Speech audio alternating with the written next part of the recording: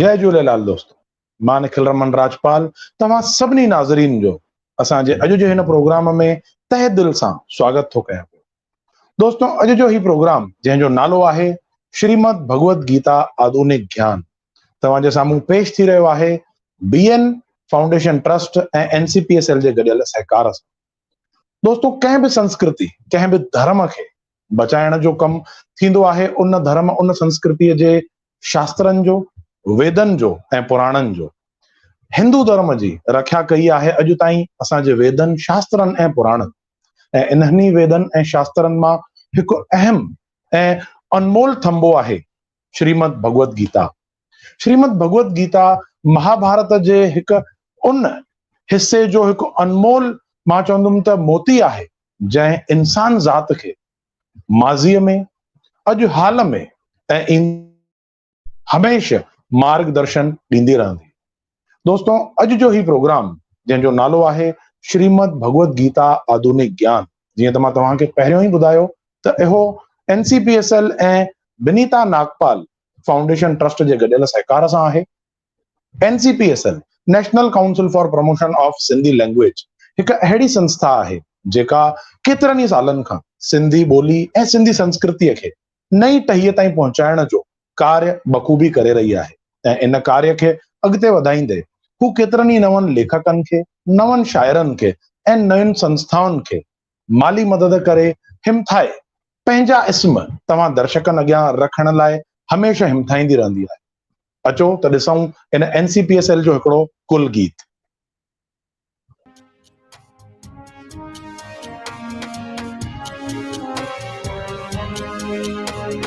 सिंधी भाषा विकास परिषद सदा जिए, अमर रहे राष्ट्रीय सिंधी भाषा विकास परिषद हरदम हरे फूले। सिंधी भाषा साहित्य जो प्रचार थिए, साहित्यकारन जो गो सत्कार थिए।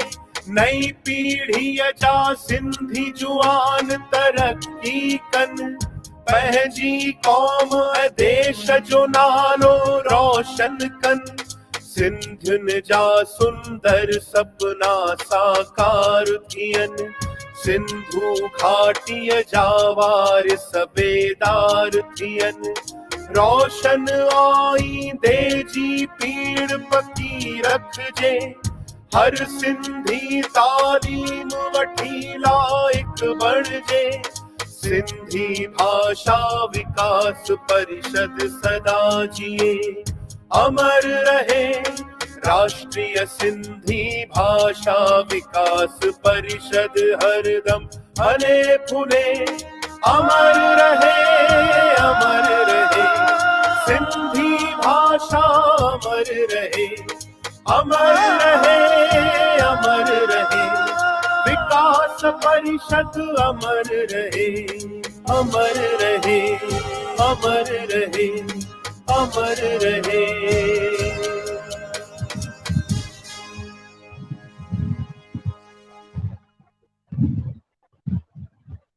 तो दोस्तों, ही हो एनसीपीएसएल जो कुल गीत, जंहिंमां असांखे एनसीपीएसएल जे विजन, मिशन ऐं ऑब्जेक्टिव्स जी ॼाण बखूबी मिली रही हुई।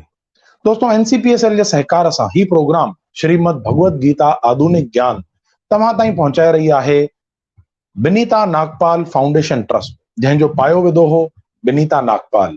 मां विनीता नागपाल जी खे अर्ज़ु कंदुसि त तव्हां जे साम्हूं अचनि। विनीता नागपाल जी, जेके अॼु जे असांजे हिन प्रोग्राम जा ऑर्गेनाइज़र आहिनि। मैडम, तव्हांजो पंहिंजे ई प्रोग्राम में स्वागत आहे। जय झूलेलाल। दोस्तों, विनीता नागपाल मैडम जे लाइ मां तव्हांखे थोरे में ॿ अखर चवंदुसि, कुझु ॼाण तव्हांखे ॾियणु चाहींदुसि त मैडम केतिरनि ई सालनि खां, अटकल 20 सालनि खां इलेक्ट्रॉनिक मीडिया सां जुड़ियल आहिनि ऐं इलेक्ट्रॉनिक मीडिया ते हुननि केतिरा ई प्रोग्राम प्रोड्यूस ऐं डायरेक्ट कया आहिनि। मिसाली तौर, उन्हनि जो हिकु आस्था चैनल ते डायरेक्ट ऐं प्रोड्यूस कयल प्रोग्राम मिटीअ जी महक, जेको आस्था चैनल ते 50 एपिसोड पंहिंजा पूरो करे चुको हो। ऐं ही प्रोग्राम एतिरो न बहितरीन हो जो हिन प्रोग्राम लाइ मैडम खे सिंध में सॾाए खेनि सन्मान कयो वियो। उन खां पोइ हुननि डीडी चैनल ते डॉक्टर चंदूलाल जयसिंघाणी जे लिखियल किताब ते पिणु हिकु टेलीफिल्म ठाही हुई, जेका उते पिणु पेश कई वई हुई। न सिर्फ़ इलेक्ट्रॉनिक मीडिया ते, पर हू हिकु आला दर्जे जी लेखिका पिणु आहे। उन्हनि केतिरा ई किताब बि लिखिया आहिनि। उन्हनि मां मशहूरु किताब आहे उन्हनि जी पंहिंजी आत्मकथा मांदी न थी मारुई, जंहिंखे केतिरी न साराह मिली। उन्हनि जा केतिरा ई लेख स्कूली किताबनि में पिणु शाया कयल आहिनि ऐं नवां ईंदड़ शागिर्द उहे लेख पढ़ी पंहिंजो आईंदह ठाहींदा आहिनि। उन्हनि सां गॾोगॾु इन जो हिकिड़ो ॿियो किताबु आहे अबाणो वरसो। ऐं दोस्तों, मूंखे ॿुधाईंदे फ़खुरु थी रहियो आहे त इन्हनि जे इन किताब अबाणो वरसो खे साल 2015 में इन किताब खे नेशनल लिटरेरी अवार्ड 50,000 रुपयनि जो दादा जेपी वासवाणीअ जे हथनि सां मिलियो हो। असांखे फ़खुरु आहे जो विनीता नागपाल जहिड़ियूं शख़्सियतूं अॼु बि सिंधी ॿोलीअ जी केतिरनि ई सालनि खां शेवा करे रहियूं आहिनि ऐं असीं हमेशह ईश्वर दर प्रार्थना कंदासीं त मैडम अहिड़ी शेवा हमेशह सिंधी ॿोलीअ जी कंदा रहनि ऐं नई टहीअ ताईं इहा सिंधी ॿोली पहुचाईंदा रहनि। मैडम, तव्हांजो स्वागत आहे असांजे प्रोग्राम में, तव्हांजे पंहिंजे प्रोग्राम में।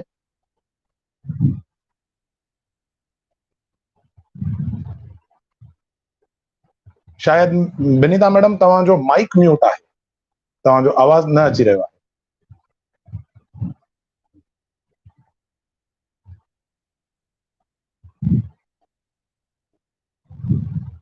कुछ तकनीकी रीज़न्स जे करे उन्हनि जो आवाज़ असां ताईं न पहुची रहियो, पर कुझु ई पलनि में हू असां सां गॾु जुड़ी वेंदा।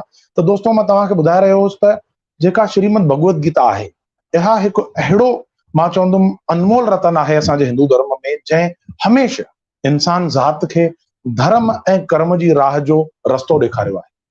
असांखे पंहिंजे जीवन में कीअं जीअण खपे, हर फ़ैसिलो करण खां अॻु असांजे दिमाग़ में जेका आंद मांद हूंदी आहे, उन हर आंद मांद जो जवाबु भगवत गीता में मौजूद आहे। जी मैडम, तव्हांजो हाणे आवाज़ अची रहियो आहे। हाणे टेक्निकल कुछ प्रॉब्लम हो वो जी जी जी मैडम, तव्हांजो सभ खां पहिरीं त स्वागत आहे तव्हांजे पंहिंजे शो में। जय झूलेलाल। जय झूलेलाल। तव्हां सभिनी जो बि स्वागत आहे एंड तमामु ख़ुशी थी जेको तव्हां ॻाल्हाए रहिया आहियो, मज़ो अची वियो ॿुधी करे। एंड मां ॿियो छा चवां थोरे में, त असां प्रोग्राम खे अॻिते वधायूं था। जी जी बिल्कुलु बिल्कुलु।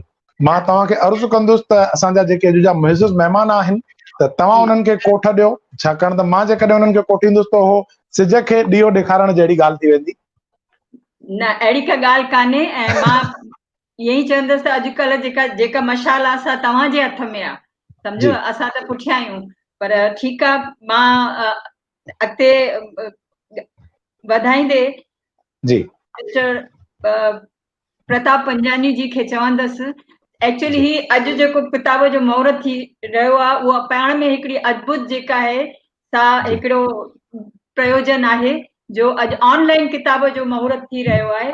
ही किताब जेको आहे, हिन जे लाइ मां जेकॾहिं हींअर ॻाल्हाइण चालू कंदसि त 5 एपिसोड घटि थींदियूं, पर मां इन जे बारे में ख़ाली एतिरो ई सभिनी जा शुक्राना मञींदसि ऐं विच विच में मां पंहिंजो एक्सपीरियंस तव्हांखे ॿुधाईंदी रहंदसि।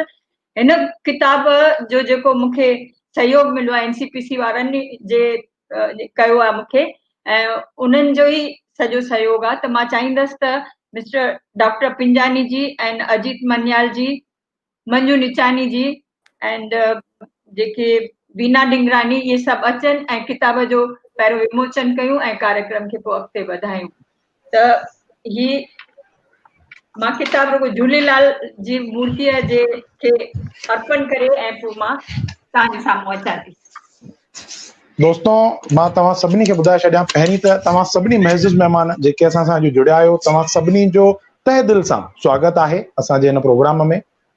दर्शकनि खे मां इहो ॿुधाइणु चाहींदुसि त दोस्तों, हीउ जेको प्रोग्राम तव्हांजे साम्हूं पेश थींदो, 5 एपिसोड्स हिन जा तव्हांजे साम्हूं पेश थींदा। इहो सॼो प्रोग्राम बेस्ड आहे विनीता नागपाल जी जे लिखियल किताब आधुनिक गीता ज्ञान, जेको देवनागरी में लिखियल आहे, जंहिंजो महूरत अॼु असीं करे रहिया आहियूं।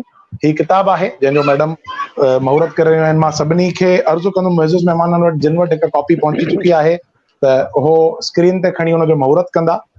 जी, ही किताब आहे जेको विनीता नागपाल जी पाण लिखियो आहे। अॼु हुन किताब जो महूरत तव्हांजे साम्हूं ऑनलाइन थी रहियो आहे।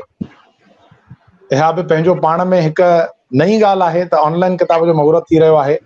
मैडम तव्हांखे खोड़ खोड़ वाधायूं, अॼु तव्हांजो किताब जो मुहूर्त थियो आहे, खोड़ खोड़ वाधायूं। धन्यवाद जी। त मां सभिनी हाणे असांजे मुइज़ज़ महिमाननि खे अर्ज़ु कंदुसि त बैक स्टेज ते इंतज़ारु कंदा, असीं हिकु हिकु करे उन्हनि खे कोठ ॾींदासीं ऐं उन्हनि सां वीचारनि जी ॾे वठि कंदासीं। मैडम मां तव्हां खां इन किताब ते अॼु जे सॼे एपिसोड में ऐं ईंदड़ एपिसोड्स में केतिरी ॼाण वठंदुसि, पर थोरो थोरो करे मां तव्हां खां कुझु सुवाल पुछंदुसि, जीअं अॼु जा असांजा दर्शक जेका नई टही असांखे ॾिसी रही आहे उन्हनि में हिकु उत्साह अचे ऐं उहे बि पंहिंजे मां चवंदुमि त वरसे खे ॼाणनि ऐं सुञाणनि। त मैडम जीअं त मां हाणे अञा ॿुधायो सभिनी दर्शकनि खे त ही तव्हां किताब लिखियो आहे श्रीमद भगवत गीता आधुनिक ज्ञान। त मैडम सभ खां पहिरीं मां तव्हां खां जेको सुवाल पुछंदुमि त अॼु जो जेको दौर आहे त उते किथे न किथे असांजी जेका नई टही आहे, न्यू जनरेशन आहे, उहा मैथोलॉजीअ खां थोरो परे थी वई आहे। त तव्हांखे इहो वीचार कीअं आयो त मां उन मैथोलॉजिकल बुक जेको गीता आहे ऐं उन ते केतिरा ई ॿिया बि किताब लिखजी बि चुका आहिनि, त उन ते तव्हां लिखो, इहा तव्हांखे प्रेरणा किथां मिली, थोरो उन ते रोशनी विझंदा। Thank U Nikhil. इन जे लाइ एक्चुअली मां बिज जेको मूंखे पियलो बचपन खां ई मुंहिंजी माता चवंदी हुई त मुंहिंजो जॾहिं जनम थियो त हुननि जे साम्हूं हिकु कृष्ण जी फोटो हूंदो जेको तमामु हर कंहिंखे यादि हूंदो त कृष्ण पंहिंजो पेर जो आंगूठो पंहिंजे मुंहं में करे ऐं पिपड़ जे पत्ते में आहे, उहो उन्हनि जे रूम में हूंदो हो ऐं उनखे हमेशह मुंहिंजी माता निहारींदी। जॾहिं मां पैदा थियसि त उन्हनि जो चवणो त भई मुंहिंजी शिकिल जेका आहे नंढपण में हू बहू उन जी हूंदी ऐं पोइ वेठी निहारींदी मुंहिंजी शिकिल में श्रद्धा सां। ऐं धीरे धीरे पोइ उहो ॿिज जेको आहे कृष्ण जेको प्रेम हो मुंहिंजे अंदर में उहो जाॻियो। मां केतिरी बीमार थींदी हुअसि, मूंखे यादि आहे त मुंहिंजा पिता साहब हिकु खिलौनो वठी ईंदा, किताब ॻोल्हे करे कृष्ण जो ऐं मुंहिंजे भरिसां रखंदा त मां हिकदमि ठीकु थी वेंदी हुअसि ऐं खड़ी थींदी हुअसि। धीरे धीरे किताब पढ़णु चालू कयो, पर पढ़ंदी हुअसि त मन खे जेसिताणी माना श्लोक पढ़ंदी हुअसि त मज़ो न ईंदो हो। चवंदी हुअसि माना सम्झ में अचे नथी, मन में मूंखे कुझु सम्झ में ई नथो अचे, उत्साह नथो जागे, त तॾहिं बि मां श्रद्धा सां पढ़ंदी हुअसि। पर धीरे धीरे इन महसूसु कयो त इनखे थोरो ईज़ी कुझु अहिड़े लैंग्वेज में कजे सिंधी में कि सभु पढ़ी सघनि ऐं उनखे हंडाए सघनि। ॾिसो मां पंहिंजे जीवन में मतिलबु इहो पंहिंजो सौभाग्य सम्झंदसि त पार्टीशन जे करे, असांजे विरहाङे जे करे सिंधी जेकी आहे न, उन हर को सिंधी जेको आहे कंहिं न कंहिं कहाणीअ कंहिंजी न हर सिंधी जी कहाणी आहे, स्ट्रगल जी कहाणी आहे, उहो हिसो मुंहिंजे बि हिसे में आयो। त जॾहिं बि मां कंहिं तकलीफ़ में ईंदी हुअसि त भगवत गीता मूंखे प्रेरणा ॾींदी। ऐं कोन कोन ॾिसो हिकिड़ो नंढो मिसाल आहे त जॾहिं हताश थी करे कृष्ण अर्जुन जॾहिं हताश थी करे वेठो हो ऐं सभु हथियार सभु हेठि रखी करे, त कृष्ण उनखे को ट्रेनिंग न ॾिनी जी, ट्रेन त हो ऑलरेडी, द्रोणाचार्य हुनखे माना सभु शिष्यनि में नंबर 1 हो, उहा ट्रेनिंग होसि हुनखे, ही वॉज ट्रेन्ड। पर हुनखे छा ॾिनई, उत्साह ॾिनई, मोटिवेशन ॾिनई, हुनखे लड़ण जो, साम्हूं फेस करण जो, तकलीफ़ खे फेस करण जो, उहो मोटिवेशन कृष्ण गीता जे थ्रू हुनखे असां हाणे पंहिंजी ज़िंदगीअ में हंडायूं। त इहो ई मूंखे, इहा ॻाल्हि मूंखे हमेशह इंस्पायर कंदी।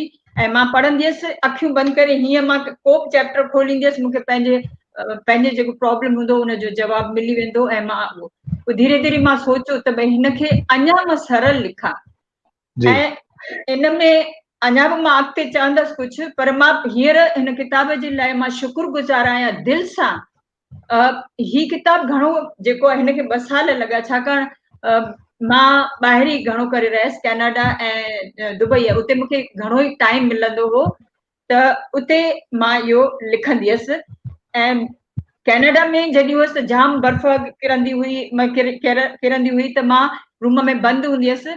मुंहिंजी पोटी 10 साल जी, जंहिंखे संस्कार नंढे हूंदे खां ई मां विधा आहिनि भई असांजी संस्कृति छा आहे, असांजी सिंधी छा आहे, सिंधीअ में ॻाल्हाए। हालांकि कैनेडा में रही करे एक्सेंट जेको आहे सो इंग्लिश जो अलॻि आहे, पर उन मूंखे इंस्पायर कयो जी हिन जी में जॾहिं मां लिखंदी हुअसि त नेचुरली पेन ख़तम थी वेंदी, उहो स्टॉक आणे रखंदी, घटि में घटि 50-100 पेनूं रखंदी हुई, ख़तम थी चवंदी दादी अच्छा पेन कितना रखे वेंदी हुई ॿी पननि जो डिग बाज़ार में वठी सघां, उते ईअं ई वञी करे मार्केट पाण न वठी सघिबो आहे, त एतिरो ध्यानु रखे सुबुह जो जॾहिं स्कूल वेंदी अची करे वेंदी भई केतिरो थी वियो आहे, हाणे केतिरो बाक़ी आहे, केतिरो बाक़ी आहे, उहा मूंखे प्रेरणा जेका हुन मूंखे प्रेरणा ॾिनी, मां लिखंदी हुअसि। ॿियो मां जी धन्यवाद ॾींदसि असांजी भेण सदा जिए सदाबहार शोभा लालचंदानी।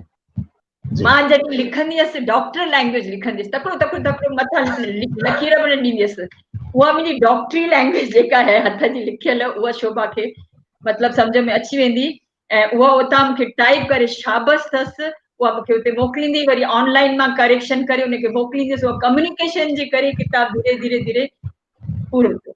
ॿियो मां जी धन्यवाद कंदसि, नंढपण में असांखे, मां गांधीधाम में पढ़ी आहियां मैत्री महाविद्यालय में, टिनियनि में असांखे संस्कृत कंपलसरी हूंदी हुई, जी ऐं जेको संस्कृत जो पीरियड हूंदो हो, असांजो हिकिड़ो ग्रुप हूंदो हो, मतिलबु शरारती ग्रुप हूंदो, असां धीरे धीरे खिसकी वेंदासीं क्लास में, असांखे संस्कृत सां ॾाढी चिड़ हूंदी हुई, पोइ असांजो जी टीचर ॾाढो सख़्तु हूंदो, उन्हनि जो नालो हूंदो रामचंद, आचार्य रामचंद। जी पोइ असां छा कंदासीं, उन पोइ सख़्ती विधी, हथ में फुटीअ सां असली जाम असली इहो सज़ा ॾींदो त भई जेको क्लास छॾे वेंदो न, पोइ संस्कृत पोइ मूं उते सिखी, पोइ संस्कृत सिखी, तंहिंखां पोइ हुनजा एक्स्ट्रा क्लासिस, एतिरी मास्टर त न थियसि पर एटलीस्ट संस्कृत सां सुञाणप थी, थोरो घणो उनखे वञी करे उहो मूंखे हिते गीता में कमु आयो। जी त इहा हिकिड़ी नोट करण जहिड़ी ॻाल्हि आहे, मुंहिंजी माता चवंदा हुआ, कॾहिं मां ईअं निराश थींदी हुअसि, कुझु कमु कंदी हुअसि, कोई रिज़ल्ट साम्हूं नज़र न ईंदो, त मुंहिंजी गीता जो मूंखे रेफरेंस ॾेई चवंदी, कंहिंजो कयो वेंदो न आहे, तूं पंहिंजो बिल्कुलु कर्म कर, फल जी इच्छा न कर, ऐं मूंखे इन जे घणेई भेरा रिज़ल्ट मिलियो आहे, ऐं उनजो जी अॼु मां कॾहिं सोचियो बि न हो त मुंहिंजे किताब जो हिन शान सां तव्हां जहिड़नि सभिनी जे साम्हूं मुंहिंजो हिन किताब जो हीअं विमोचन थींदो, मां पाण खे घणो भाग वारी सम्झां थी, ऐं तव्हां सभिनी जा लख थोरा। जी बिल्कुलु बिल्कुलु मैडम, असां सभु नई टहीअ जे पारां मां तव्हांजो तहे दिलि सां थोराए थो आहियां जो तव्हीं अहिड़े अनमोल किताब खे असांखे सम्झ में अचण वारी लैंग्वेज में लिखियो आहे। छो त मैडम छा थींदो आहे त अॼु जो वक़्तु जीअं आहे, असां सभु ॼाणूं था पिया त किथे न किथे संस्कृत जेका भाषा आहे उहा विचोले वक़्त में किथे न किथे गुम थी वई हुई, असांजी नई जनरेशन हुन में इंट्रस्ट कोन खणंदी, पर अॼु जीअं त तव्हां चयो त संस्कृत हिकु अहिड़ी भाषा आहे जंहिंखे अॼु केतिरा ई वॾा वॾा, मां चवंदुमि ताक़तवर देश, न सिर्फ़ु भारत पर ॿिया बि देश, जर्मनी चइजे, अमेरिका चइजे, या ॿिया कहिड़ा बि अहिड़ा ताक़तवर देश असां खणूं त उते पिणु संस्कृत पढ़ाई वेंदी आहे, उते पिणु मैनेजमेंट जे कोर्सिस में, MBA वग़ैरह में गीता पढ़ाई वेंदी आहे। ऐं तव्हां इहो ॾाढो वॾो कमु करे रहिया आहियो जो अहिड़ो किताब तव्हां नई जनरेशन जे लाइ उन्हनि खे सम्झ में अचण वारी भाषा में लिखियो आहे, इन जे लाइ मां तव्हांजो थोराए थो आहियां। त मैडम हाणे प्रोग्राम खे अॻिते वधायूं, पर उन खां अॻु मां सभिनी दर्शकनि खे अर्ज़ु कंदुसि त दोस्तों, तव्हीं ही प्रोग्राम ॾिसी रहिया आहियो विनीता राम नागपाल FB पेज ते, सिंधी हेरिटेज FB पेज ते, NCPSL FB पेज ते, वाह सिंधी सिंधियत जो मंच FB पेज ते, ऐं विनीता नागपाल YouTube चैनल ते।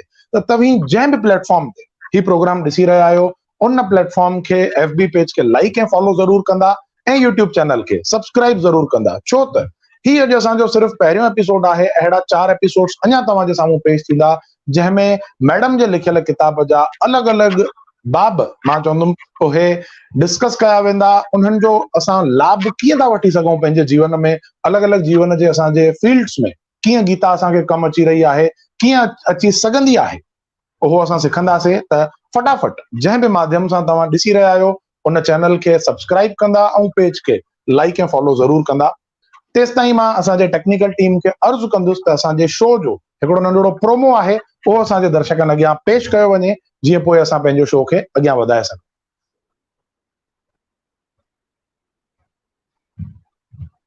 शो जो प्रोमो।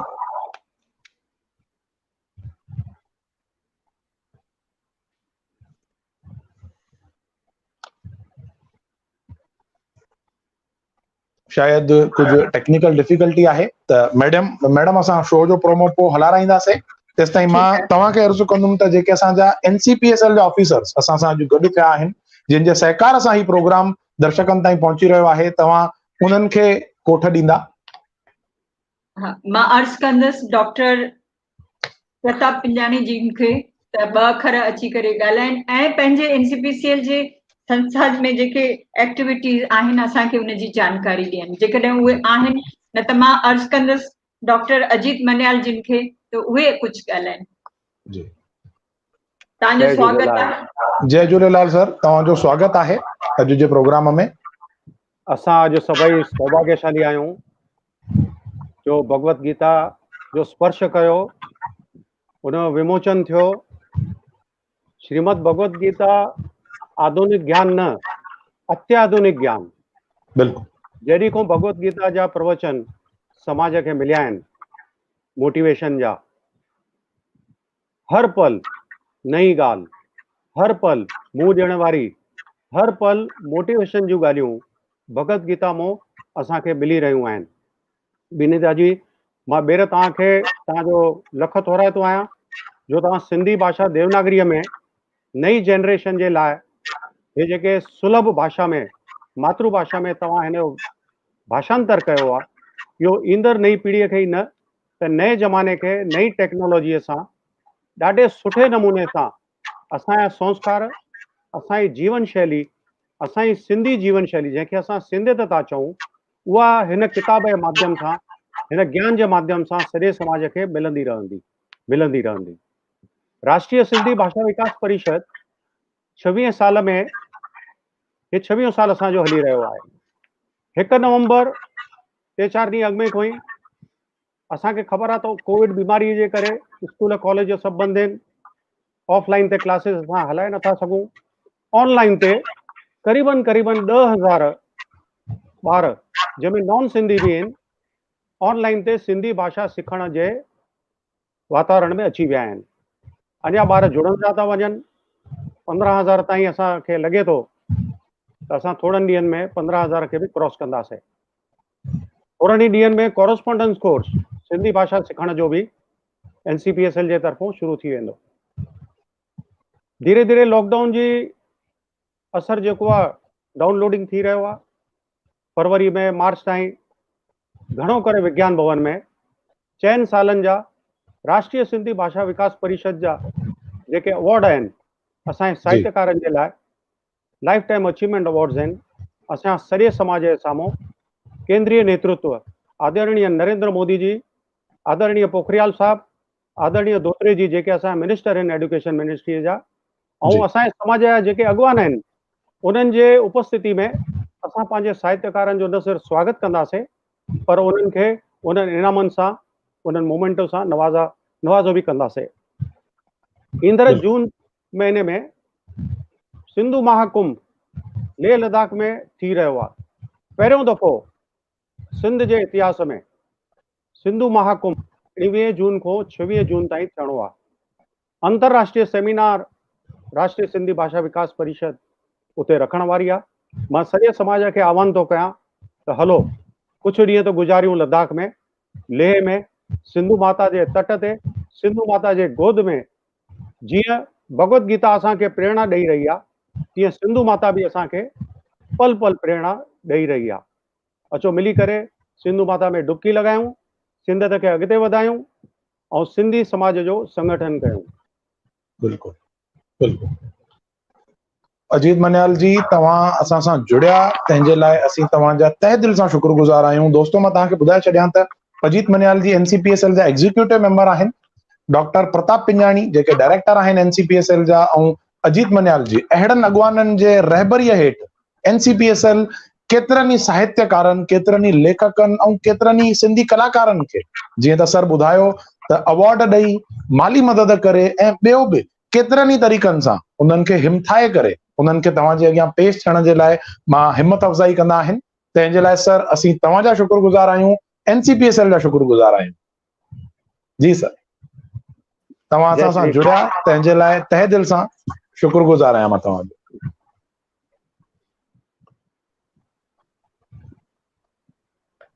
त हाणे अॻिते था वधूं मैडम। हाणे जीअं असां प्रोग्राम अॻिते वधायूं उन खां अॻु मां चाहींदुसि त अॼु जे प्रोग्राम में जीअं त अॼु गीता जो ज्ञान असीं दर्शकनि अॻियां पेश कंदासीं त दादा साधू वासवाणी जन जा हिकु अनमोल वचननि जी हिकु वीडियो क्लिप आहे असां वटि। मां चाहींदुसि त इहा दर्शकनि अॻियां असीं पहिरीं पेश कयूं, अहिड़ो शुभ आरंभ कयूं असांजे अॼु जे हिन एपिसोड जो, पोइ असीं असांजे एपिसोड खे अॻिते वधायूं। त टेक्निकल टीम खे अर्ज़ु आहे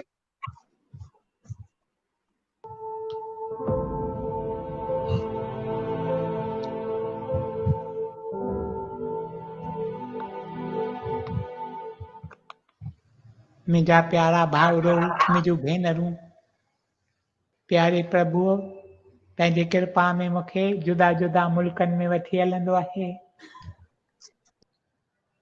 पोइ मूंखां पुछंदा आहिनि तूं किथां थो अचीं, ऐं जॾहिं मां ॿुधाईंदो आहियां मां हिंदुस्तान मां थो अचां, भारत मां थो अचां, चवंदा आहिनि the land of the Gita, the land of the Gita. Gita नंढिड़ो शास्त्र आहे, 700 श्लोक, पर गीता जो शान वॾो आहे, गीता जो शान ऊचो आहे। गीता ते केतिरियूं कमेंटरीज़ लिखियूं वयूं आहिनि, गीता जे सम्झाणीअ में केतिरा पुस्तक लिखिया विया आहिनि। Libraries of books have been written, but they have not yet been able to exhaust the wisdom of the Gita. करोड़नि जे तइदाद में गैलेक्सीज़ आहिनि, उन्हनि गैलेक्सीज़ मां हिकु गैलेक्सी आहे द मिल्की वे, जंहिंजी करोड़ों भाङो बि असांजी सोलर सिस्टम की न आहे, जंहिं सोलर सिस्टम जो हिकु नंढिड़ो भाङो ई आहे द अर्थ प्लैनेट। इन सॼे यूनिवर्स जो मालिक उहो पाण अचे इंसानी जामो पहिरे। Can there be a greater event than this? ऐं वरी पाण रथ हलाए, ॾिसो तव्हांजे साम्हूं रथ बीठो आहे, चैन घोड़नि वारो रथ। ॾिसो श्री कृष्ण हेठि वेठो आहे, अर्जुन खे मथे विहारियो अथई। अर्जुन जो गुरु हो, अर्जुन जो मालिक हो। केॾी न निवृत श्री कृष्ण जी। गीता में ख़ासि करे 10 सिख्याऊं मिलनि थियूं। इन्हनि 10 सिख्याउनि मां हिकु सिख्या अथव इहा, निमाणा थियो, निमाणा थियो। असीं कुझु की न आहियूं। We are literally nothing. Sadhu Vaswani जिन चवंदा हुआ न त आई एम अ ज़ीरो, पोइ चवंदा not the English zero because the English zero occupies some space. I am the Sindhi नुक्ता, पॉइंट। सिंधीअ में ॿुड़ी थींदी आहे हिकु पॉइंट, सन्हो सन्हो। गीता जी सिख्या अची श्री कृष्ण ॾे थो कुरुखेत्र जे जंग मैदान ते। लश्कर बीठा आहिनि, हिन लश्करनि जे विच में पंहिंजे प्यारे शिष्य खे, अर्जुन खे गीता जी सिख्या ॾे थो। मुंहिंजा प्यारा भाउरो, मुंहिंजूं भेनरूं, गीता जीवन शास्त्र आहे। It is a scripture of life. Gita अखरनि जो स्क्रिप्चर कोन्हे। गीता आहे अची असांखे सेखारे थी। गीता जी सिख्या कहिड़ी आहे? गीता जी सिख्या आहे त तव्हीं पंहिंजी जीवन गीत कयो। Make it a song of sympathy and simplicity and service, a song of new awakening, of self-effacement, of self-realization. This is the message of the Gita in brief. Om Brahma Kripa hi Kevalam, Krishna Kripa hi Kevalam, Guru Kripa hi Kevalam. Om Shanti Shanti Shanti. तो दोस्तों ही हुआ दादा JP Vaswani, जिन दादा साधू वासवाणी जिन जे versus खे न सिर्फ़ भारत देश में पर विदेश में पिण माण्हुनि ताईं पहुचायो। ऐं हाणे असां सां केतिरो न सुठे नमूने असांखे गीता जो ज्ञान के कुझु पलनि में ॾेई विया। ऐं मैडम मूंखे विश्वास, उम्मीद ई न पर पूरो पूरो विश्वास आहे त तव्हांजो ही किताब बि ईंदड़ वक़्त में ईंदड़ जनरेशन्स खे इहो ज्ञान अॻिते ताईं पहुचाईंदो रहंदो। मैडम मूंखे हाणे टेक्निकल टीम वटां मैसेज अची वियो आहे त असांजे शो जो प्रोमो हाणे रेडी आहे। त मां फटाफट उन्हनि खे अर्ज़ु कंदुसि त शो जो प्रोमो हिकिड़ो दफ़ो हलाइनि जीअं असां प्रोग्राम खे अॻिते वधायूं। हिंदू धर्म ऐं संस्कृति जो बुनियाद वेद, पुराण, शास्त्र, ऋषिन मुनिन जो ज्ञान। हिंदू धर्म जे बुनियाद जो अहम थंबो आहे श्रीमद भागवत गीता। श्रीमद भागवत गीता ज्ञान इंसान ज़ात खे धर्म ऐं कर्म जी राह ते हलण जो मार्गदर्शन। सर्व धर्म लाइ हिकु रोशन मुनारो। असांजा professional problems, personal problems, emotional distress, जवाब बस हिकिड़ो ई आहे, श्रीमद भागवत गीता। ज़रूरत आहे त सिर्फ़ हिकु नज़रिए जी जेको इन समुंड मां मोतीअ रूपी ज्ञान कढी सघे। इन लाइ अचो त ॾिसूं ऐं रूह रिहान कयूं असांजनि पूज संतनि सां ऐं एक्सपर्ट मोटिवेशनल स्पीकर्स सां लाइव स्ट्रीम शो में जेके रोशनी विझंदा विनीता नागपाल जे कलम बंद कयल श्रीमद भागवत गीता आधुनिक व्याख्यान किताब जे कर्म योग, आत्म संयम योग, ज्ञान विज्ञान योग, राज विद्या योग ते गीता ज्ञान शागिर्दनि लाइ motivational speaker educationist Manjula Nichani, Gita ज्ञान कॉर्पोरेट लाइ Suresh ji Bharwani, chairman and managing director Jetking, Gita महात्म साईं कालीराम, साईं वसण शाह दरबार, गीता ज्ञान मैनेजमेंट जे लाइ BK चंदा ब्रह्म कुमारीज़, व्यवहारिक गीता HG चक्रवर्ती दास इस्कॉन, गीता जा सलोक नंढड़नि ॿारनि वातां ॿुधंदासीं ऐं गीत संगीत जी महफ़िल ॼमाईंदा असांजा सिंधी वेल नोन सिंगर्स। त ॾिसण न विसारींदा live stream show Shrimad Bhagavad Gita आधुनिक ज्ञान presented by Vinita Nagpal Foundation Trust in association with NCPSL। 6 नवंबर खां 11 नवंबर ठीक शाम जो 7 बजे NCPSL FB page, Vinita Ram Nagpal FB page, वाह सिंधी सिंधियत जो मंच FB पेज ऐं सिंधी हेरिटेज FB पेज ते। तो दोस्तों ही हो असांजे हिन प्रोग्राम जो प्रोमो ऐं प्रोमो ॾिसी त तव्हां सम्झी विया हूंदा त अॼु जो ही असांजो पहिरियों एपिसोड आहे ऐं ही पहिरियों एपिसोड आहे गीता ज्ञान शागिर्दनि जे लाइ।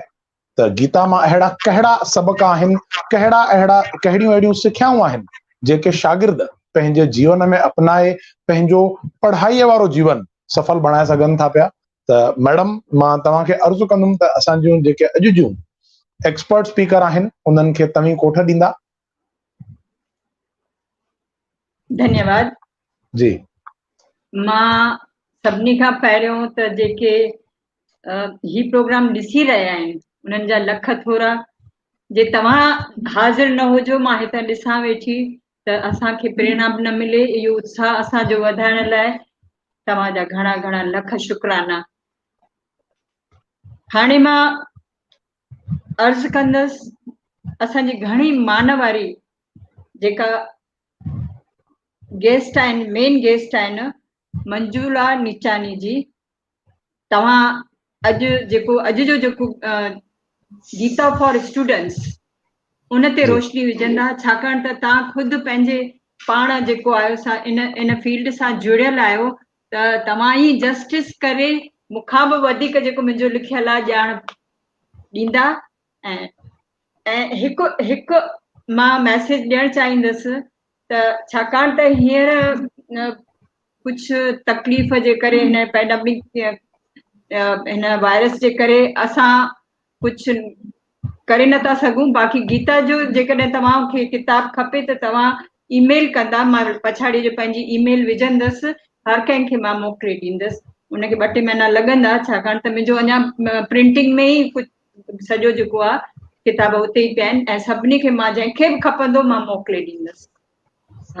सॉरी दीदी। मंजूला जी मंजूला जी तव्हांजो स्वागत आहे असांजे अॼु जे हिन प्रोग्राम में। असीं तव्हांजा तहे दिल सां शुक्रगुज़ार आहियूं जो तव्हीं पंहिंजे क़ीमती वक़्त मां कुझु पल कढी असां सां जुड़िया आहियो। तव्हां कुझु चओ उन खां अॻु मां तव्हांजे लाइ दर्शकनि खे कुझु ॼाण ॾियणु चाहींदुसि। त दोस्तों मंजूला निचाणी जी जेके आहिनि एजुकेशनिस्ट आहिनि गुज़रियल 40 सालनि खां ऐं उन्हनि केतिरा ई मां चवंदुमि केतिरनि ई शागिर्दनि जे लाइ रोल मॉडल आहिनि, बेखौफ़ ऐं जुनूनी शख्सियत आहिनि। हिननि अॼु ही केसी कॉलेज जे प्रिंसिपल जे पोस्ट खे संभाले रहिया आहिनि ऐं मुंबई यूनिवर्सिटीअ सां केतिरियूं ई ॿिया बि पिण पद हिननि संभालिया आहिनि ऐं कामयाबीअ सां उन्हनि सभिनी ऑर्गेनाइज़ेशन्स खे, उन्हनि सभिनी संस्थाउनि खे हिकु औज ते पहुचायो आहे। गॾोगॾु ही साधु वासवाणी मिशन सां बि जुड़ियल आहिनि ऐं एक्टिवली उन में पार्टिसिपेट कंदा आहिनि, न सिर्फ़ मुंबईअ में पर देश विदेश जे केतिरनि ई ब्रांचिस में ही पंहिंजूं शेवाऊं ॾींदा आहिनि साधु वासवाणी मिशन सां। मूंखे इहो बि ॿुधाईंदे तव्हांखे ॾाढी ख़ुशी थी रही आहे त हिननि खे केतिरनि ई अलॻि अलॻि ऑर्गेनाइज़ेशन्स तरफ़ां केतिरा ई इनाम पिणु ॾिना विया आहिनि। जेकॾहिं मां उहे इनाम उहे हिते हाणे ॿुधाइण शुरू कयां त थी सघे थो असांजो एपिसोड बि खुटी पवे, इन करे मां थोरे में ई चवंदुसि त हिननि जी शख़्सियत अहिड़ी आहे जो केतिरनि ई संस्थाउनि सां ही जुड़ियल आहिनि ऐं केतिरनि ई संस्थाउनि पारां हिननि जो सम्मान करे हिननि खे केतिरा ई इनाम पिणु ॾिना विया आहिनि। ऐं अॼु हू एजुकेशनिस्ट आहिनि, मोटिवेशनल स्पीकर आहिनि ऐं न ॼाण ॿियो छा छा आहिनि। त मंजुला निचाणी जी तव्हांजो वरी हिकु दफ़ो स्वागत आहे। मां हाणे घणो न ॻाल्हाईंदुसि, बसि तव्हांखे अर्ज़ु कंदुसि त अॼु जो जेको असांजो टॉपिक आहे गीता ज्ञान फॉर स्टूडेंट्स, उन ते रोशनी विझंदा। मुंहिंजो पहिरियों अखर आहे शुक्राना। शुक्रगुज़ार आहियां NCPSL जी, जिन सिंधी लैंग्वेज खे कीअं न प्रमोट कयो आहे। हिकु सख़्त ज़रूरत आहे हींअर त असीं पंहिंजे मातृभाषा ते हिकिड़ो प्राइड खणूं ऐं चऊं मां सिंधी आहियां। मां सम्झां थी उन ॻाल्हि जी असांखे सख़्त ज़रूरत आहे। तंहिंजे करे कीअं न प्रोग्राम्स थी रहिया आहिनि सिंधी लैंग्वेज खे प्रमोट करण लाइ। शुक्रगुज़ार आहियां भेण विनीता नागपाल जी, जंहिं मूंखे हीउ सुंदर मौक़ो ॾिनो त मां अची करे तव्हां सां गॾिजां। मिस्टर राजपाल, तव्हां कहिड़ी न सुंदर इंट्रोडक्शन ॾिनी, पर मां तव्हांखे ॿुधायां त मां प्रिंसिपल हुअसि, हींअर मां रिटायर कयो आहे ऐं हींअर मां साधु वासवानी मिशन सां जुड़ियल आहियां।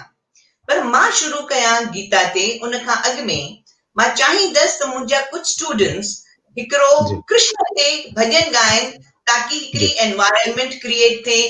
पोइ मां तव्हांखे गीता ते ॻाल्हाईंदसि। बिल्कुलु बिल्कुलु। मां विनीता मैडम, तव्हां जेकॾहिं उन्हनि खे कोठ ॾींदा त ॾाढो ख़ूबसूरत लॻंदो, जेके हिननि जूं स्टूडेंट्स अॼु असां सां जुड़ियल आहिनि। जी जी मां कोठ ॾींदसि, निमाणी कोठ ॾींदसि दृशिका चुग, सिया तिलोकानी ऐं पूजा टकरानी। तव्हां अची करे पंहिंजे सुंदर गीत पेश कंदा। तव्हां सभिनी जो स्वागत आहे अॼु जे प्रोग्राम में। तव्हां सभिनी मुइज़िज़ महिमाननि जो स्वागत आहे। मां शॉर्ट में हिननि टिनी जे लाइ बि तव्हां सभिनी दर्शकनि खे ॿुधाए छॾियां त दर्शिका चुग जी जेके आहिनि उन्हनि MBA कई आहे from Sadhu Vaswani institute of management studies ऐं अॼु हू as a executive assistant to head of India operations and admin Pepzon labs में कमु करे रहियूं आहिनि, पंहिंजूं शेवाऊं ॾेई रहियूं आहिनि हुते। सिया तिलोकानी जी, उन्हनि बि पढ़ाई कई आहे डॉक्टर जुजर सुभाष हाई स्कूल मां, उतां ई उन्हनि नासिक में आहे हू, उतां उन्हनि पंहिंजी पढ़ाई कई आहे ऐं करंटली हू पिणु Sadhu Vaswani institute of teachers training सां जुड़ियल आहिनि।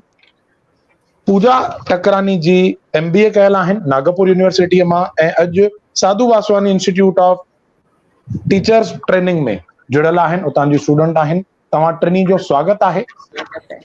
त जीअं त निचाणी मैडम चयो, तव्हां अॼु असांजे हिन शो खे हिकु मिठड़ो भॼन ॻाए 4 चंड हणी छॾियो त जीअं असीं प्रोग्राम अॻिते वधायूं। ही शुरू करनि उन खां अॻु में मां तव्हांखे ॿुधायां त प्रोफेशनल ॻाइण वारी दे आर नॉट प्रोफेशनल, पर मूं हिन चयो त तव्हीं अचो ऐं हिन जो भाग वठो, कंहिं ॻाल्हि जो शर्म न कयो ऐं गीता जो ध्यानु करे कंहिं ॻाल्हि जी इज़त जो ख़्यालु न कयो त असांजी टे ॿार कयूं।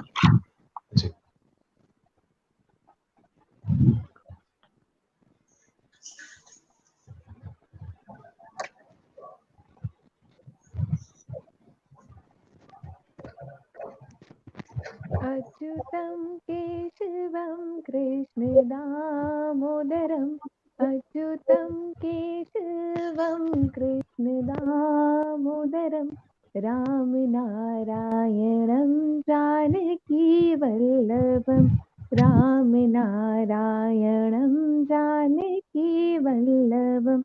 कौन कहते हैं भगवान आते नहीं, कौन कहते हैं भगवान आते नहीं, मीरा की तरह तुम बुलाते नहीं, मीरा की तरह तुम बुलाते नहीं।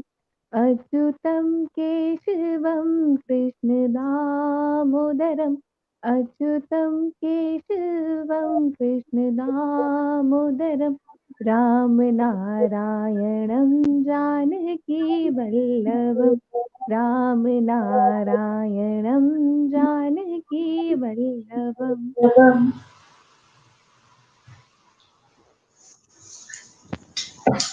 Unmute. Sia, unmute yourself. Siya ji mic mute. हाँ जी। कौन कहते हैं भगवान खाते नहीं, कौन कहते हैं भगवान खा, बेर शबरी जैसे खाते नहीं, बेर शबरी जैसे खिलाते नहीं।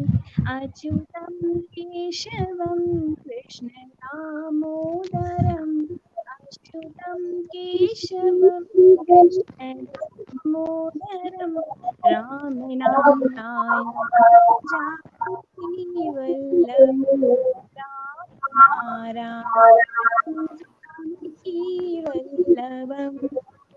कौन कहते हैं भगवान सोते नहीं, कौन कहते हैं भगवान सोते नहीं, माँ यशोदा के जैसे सुलाते नहीं, माँ यशोदा के जैसे सुलाते नहीं। अच्युतम केशवम कृष्ण दामोदरम, अच्युतम केशवम कृष्ण दामोदरम, राम नारायणं जानकी वल्लभम, राम नारायणं जानकी वल्लभम। कौन कहते हैं भगवान नाचते नहीं, कौन कहते हैं भगवान नाचते नहीं, गोपियों की तरह तुम नचाते नहीं, गोपियों की तरह तुम नचाते नहीं। अच्युतम केशवम कृष्ण दामोदरम, अच्युतम केशवम कृष्ण दामोदरम, राम नारायणं जानकी वल्लभम, राम नारायणं जानकी वल्लभम, राम नारायणं जानकी वल्लभम। Thank you. हीअं न मां तव्हांखे ॿुधाईंदसि। पहिरियों अखर आहे दादा श्याम। तव्हां सभिनी खे ख़बर आहे त असां हिकिड़े अहिड़े दौर मां गुज़री रहिया आहियूं जिते ॾाढो कंफ्यूजन आहे, जिते सभिनी खे हिकिड़ी मौज आहे त सुभाणे छा थींदो, कीअं थींदो, छो थींदो। भगवत गीता इन्हनि सभिनी सुवालनि जो हिकिड़ी जवाबु आहे। यूथ खे उन खां वधीक ज़रूरत कोन्हे जेकी हिन भगवत गीता मां सिखी सघनि था। पहिरीं ॻाल्हि तव्हांखे ख़बर आहे त भगवत गीता ॿुधाई वई आहे कुरुक्षेत्र में, जिते श्री अर्जुन जॾहिं वञे थो ॾिसण बैटल फील्ड खे त ॾिसे थो त मां हीउ कंहिंखे मारींदुसि, हीउ त मुंहिंजा सौट आहिनि, मुंहिंजो गुरु आहे, मुंहिंजे मिट माइट आहिनि। ऐं हीउ वञे थो श्री कृष्ण खे चए थो त मां हीउ कीअं कंदुसि। ऐं केतिरो वक़्तु श्री कृष्ण सां ही गुफ़्तगू करे थो। त पहिरीं ॻाल्हि जेका मां स्टूडेंट्स खे सेखारींदसि या ॿुधाईंदसि इहा आहे त जॾहिं बि तव्हां कंफ्यूज़ हुजो, कंहिंसां त ॻाल्हायो, कंहिंसां त ॻाल्हायो and B a good listener. जेको तव्हांखे कोई कुझु ॿुधाए थो, जे श्री कृष्ण श्री अर्जुन खे ॿुधो, तीअं तव्हीं बि ॿुधण जी आदत विझो, छो त असांखे सिर्फ़ु ॻाल्हाइण जी आदत आहे, ॿुधण जी न। त पहिरियों पहिरियों सबक़ जेको श्री गीता भगवत गीता मां असांखे सिखणो आहे उहो आहे त learn to be a good listener, जीअं श्री कृष्ण हुयो। ॿी ॻाल्हि तव्हां जेकर ॾिठी त श्री कृष्ण तॾहिं जवाबु ॾिनो जॾहिं अर्जुन चयोसि त हींअर मां छा कयां। त एडवाइस तॾहिं ॾियो जॾहिं पुछी वञे। श्री कृष्ण केरु न हो, महान हो, पर विच में अर्जुन खे न कटे, पर जॾहिं अर्जुन चयुसि त हींअर मां छा कयां, तॾहिं श्री कृष्ण सॼो गीता जो ज्ञान हुनखे ॾिनो। त ॿी ॻाल्हि जेका मां तव्हांखे ॿुधाइण चाहींदसि त टीचर्स खे या स्टूडेंट्स खे तॾहिं करणु ॿुधाइणु खपे जॾहिं दे सॉलिसिट एडवाइस, जॾहिं एडवाइस घुरनि था।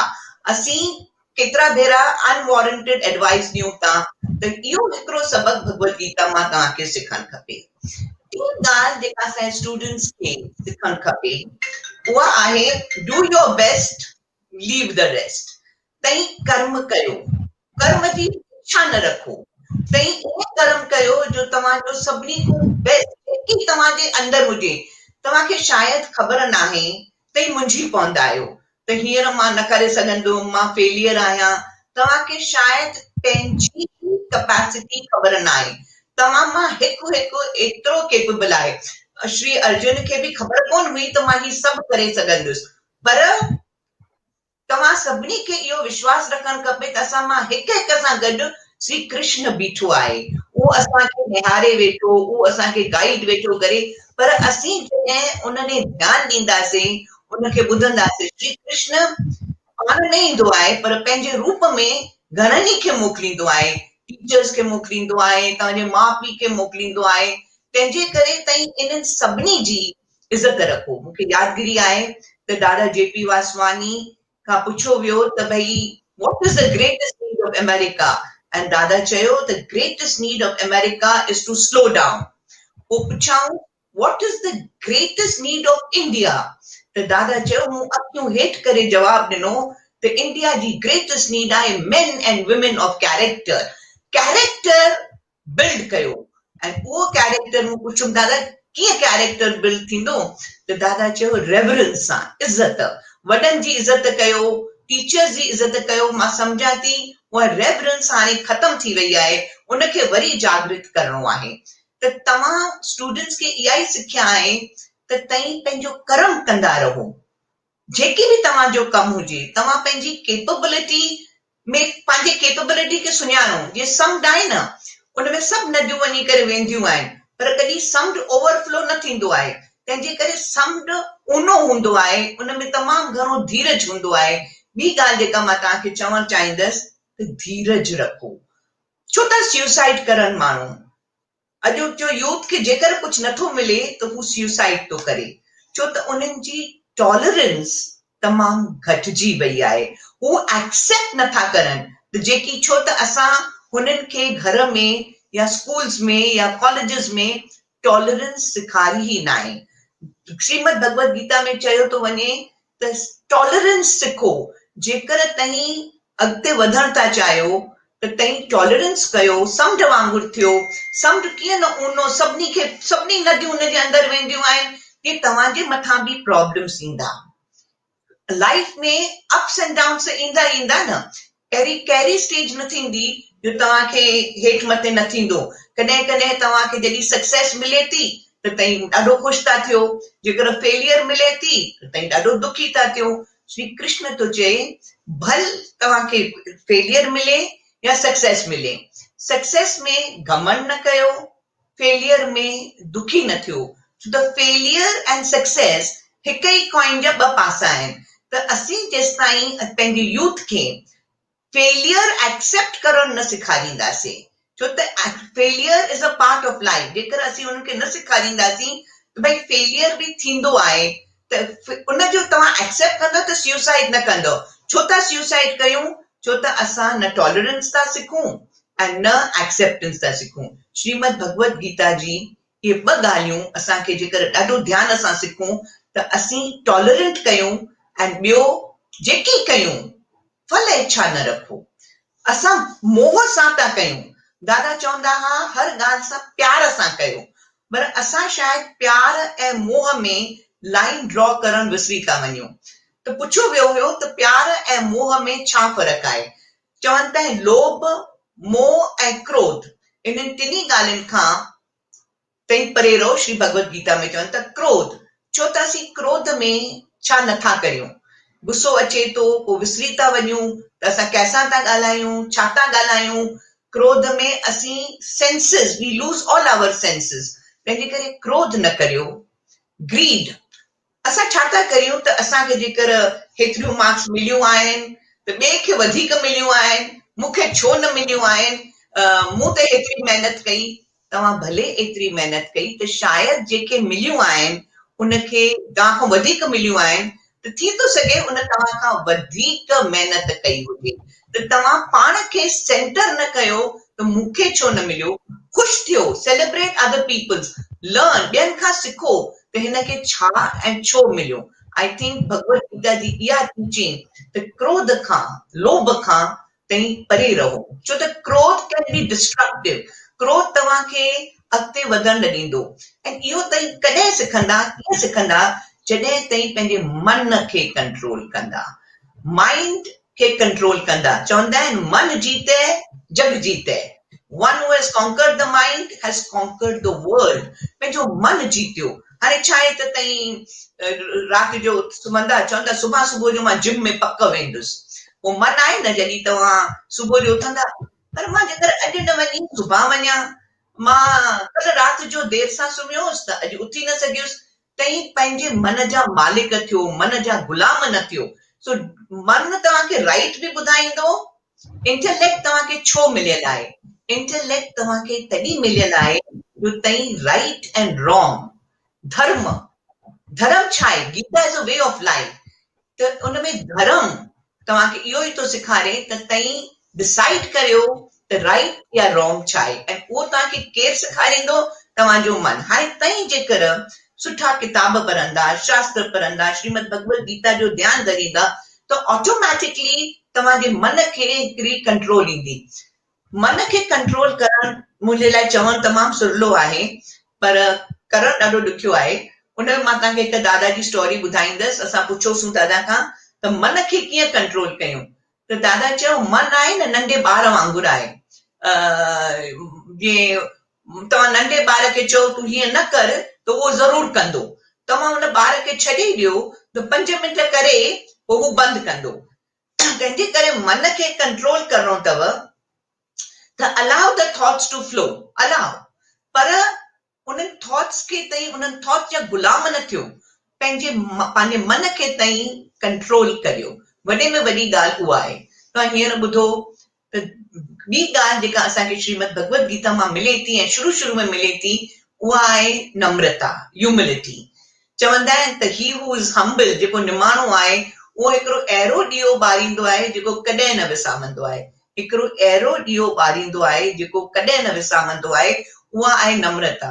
श्री कृष्ण छा न हो? राजाउनि जो राजा हो, मालिकनि जो मालिक हो, छा न पियो करे सघे? पर जीअं तव्हांखे दादा जशन ॿुधायो त कीअं न साथी थी करे बीठो, अर्जुन खां हेठि थी करे बीठो, पंहिंजी वॾाई न। असां थोरो ई कुझु कयूं था, पोइ असीं चऊं था न भई मूं डोनेशन ॾिनी, पोइ मुंहिंजो नालो थियो, मुंहिंजो नालो न थियो, मुंहिंजो नालो हेठि लिखियो वियो, मुंहिंजो नालो मथे लिखियो वियो।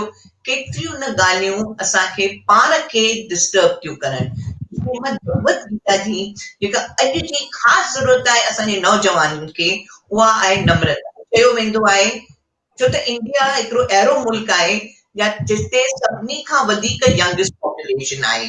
उहा पॉपुलेशन वर्ल्ड खे रूल कंदी। तव्हांखे ख़बर हुअणु खपे त असांजी जेका हीअ नई जनरेशन आहे उहा दुनिया खे रूल कंदी। त उन न्यू जनरेशन खे ज़रूरत आहे हिंदुस्तान जे संस्कारनि जी, भगवत गीता जी टीचिंग्स जी। हिकु त तव्हांखे मां ॿी ॻाल्हि ॿुधायां त तई जेकर अॼु में रहो, लिव इन प्रेज़ेंट, तई न पंहिंजी ज़िंदगी पहले छा थियो, सुभाणे छा थींदो, तव्हांखे सभु कुझु अॼु आहे, तॾहिं बि तव्हांखे चिंता रहंदी आहे त मुंहिंजो सुभाणे छा थींदो। हीअं त न थींदो। तव्हांखे नेगेटिव थॉट्स तमामु घणा ईंदा आहिनि। तंहिंजे करे मां तव्हांखे ॿी ॻाल्हि ॿुधाईंदसि त जेकी पास्ट आहे, जेकी गुज़री वियो आहे, उहो कैंसल चेक आहे। कैंसल चेक जो कोई वैल्यू न अथव। तंहिंजे करे पास्ट खे निहारियो ई न। फ्यूचर प्रॉमिसरी नोट आहे। मोदी वांगुरु नोटबंदी थी वेंदी त तव्हांजे नोट जो कोई वैल्यू न आहे। तंहिंजे करे फ्यूचर खे बि ताईं एतिरो न सोचियो जेकी अॼु आहे, जेकी हींअर आहे, जेकी प्रेज़ेंट आहे, उनजो मान कयो। बिकॉज़ प्रेज़ेंट खे तॾहिं त प्रेज़ेंट चयो वेंदो आहे न, इट्स अ गिफ्ट। तंहिंजे करे अॼु में जियो ऐं पंहिंजे थॉट्स जो, पंहिंजे वीचारनि जो ख़्यालु रखो। हिकु ॻाल्हि यादि रखो त तव्हां जेकी सोचींदा, जीअं सोचींदा, उहे ज़रूर थींदो।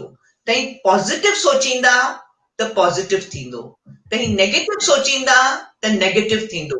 हाणे उन में वरी तव्हांखे कंट्रोल द माइंड जी ॻाल्हि ईंदी त तव्हां पंहिंजे थॉट्स खे कंट्रोल कयो। थॉट्स ईंदा, हर क़िस्म जा थॉट्स ईंदा, छो त असीं इंसान आहियूं, असीं भॻवान न आहियूं। असीं कोशिश करे सघूं था। असांजो सॼो छा आहे त कोशिश कयो, पंहिंजो कर्म कयो। ऐं जेको तव्हांजो जॉब आहे, छो त तव्हांजो जॉब दादा चवंदा त अगरि तूं मोची आई न त जूता बराबरि सिख। तो यू मस्ट अंडरस्टैंड त जेकी बि तव्हांजो फर्ज़ आहे, तव्हां स्टूडेंट आहियो, तव्हांजो कमु आहे हीअं न पढ़णु, तव्हां पढ़ण खां मथे कुझु न, पर तव्हां पंहिंजो गोल ॾाढो मथे रखो। मूंखे रैंक होल्डर थियणो आहे, उन में कोई गुनाह न आहे। फोकस थियणु ॾाढो ज़रूरी आहे। भगवत गीता जी मेन ॻाल्हि आहे त तव्हां फोकस्ड रहो। मां फोकस्ड रहंदुसि, मूंखे ही खपे, उनजी कोशिश कयो।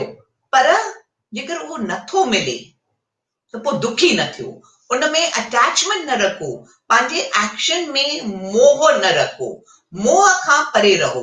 जंहिंजे करे मूं चयो न त असीं प्यार में चवंदा आहियूं मां तुंहिंजो, पोइ जीअं मूंखे तूं हलाईं प्रभु तीअं वाह वाह। पर जेकर मोह में मां चवंदा आहियूं तूं मुंहिंजो, जेकर तूं मुंहिंजो त जीअं मां तोखे चवां तीअं कर। पर तंहिंजे करे मोह में तव्हां दुखी थींदा। मोह में तूं मुंहिंजो, पोइ तूं हीअं कर, पोइ हीअं नथो करीं त हुन में असांखे प्रॉब्लम थो थिए। पर प्यार करियो, प्यार ईअं करियो ॼण त सभु कुझु तुंहिंजो आहे। तव्हां ॾिसंदा त गीता में हिकिड़ी ॿी ॻाल्हि आहे त जेका बि तव्हांजा सर्कमस्टांसिस हुजनि, कमु कंदा रहो। तव्हां ॾिसो शिकागो में टेम्परेचर्स एतिरा हेठि वेंदा आहिनि, माइनस, केतिरो बि माइनस, माण्हू कमु करणु थोरी बंदि कंदा आहिनि। दिल्ली में गर्मियुनि में टेम्परेचर 44, 48 थींदो आहे, तॾहिं बि माण्हू पंहिंजो कमु करणु थोरी बंदि कंदा आहिनि। त तव्हां बि मुंहिंजा प्यारा शागिर्दो हिकिड़ी ॻाल्हि सिखो त जेके बि सर्कमस्टांसिस आहिनि उन में तव्हां कमु करणु सिखो। सभु कोई अमीर न आहे, ॿिए जी अमीरी ॾिसी करे तव्हांखे एनवी या ईर्ष्या न अचणु खपे। छो त तव्हां सम्झो, तव्हां ॾिठो आहे त के वधीक गिफ्टेड हूंदा आहिनि। असीं सभु म्यूज़िक सिखंदा आहियूं, पोइ के सुठो ॻाईंदा आहिनि, तमामु सुठो ॻाईंदा आहिनि, उन्हनि खे हिकिड़ी नेचुरल गिफ्ट आहे। श्रीमद भगवत गीता चए थी त जेके गिफ्टेड आहिनि उन्हनि खे तव्हां पंहिंजो रोल मॉडल कयो। Gita says your life should not be an aspiration, it should be an inspiration.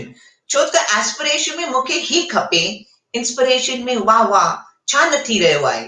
छो त असांजे सिंधियुनि में चवंदा आहिनि न, सॼण हीअं बि सॼण वाह वाह, हूअं बि सॼण वाह वाह। या हिकु लाइन भगवत गीता जो तत्व आहे, जेकी थिए थो उन में कुझु भलो आहे। छो त प्रभु सभिनी लाइ हिकिड़ी ई सोचींदो आहे, पर डॉक्टर सभिनी खे हिकु दवा त न ॾींदो आहे।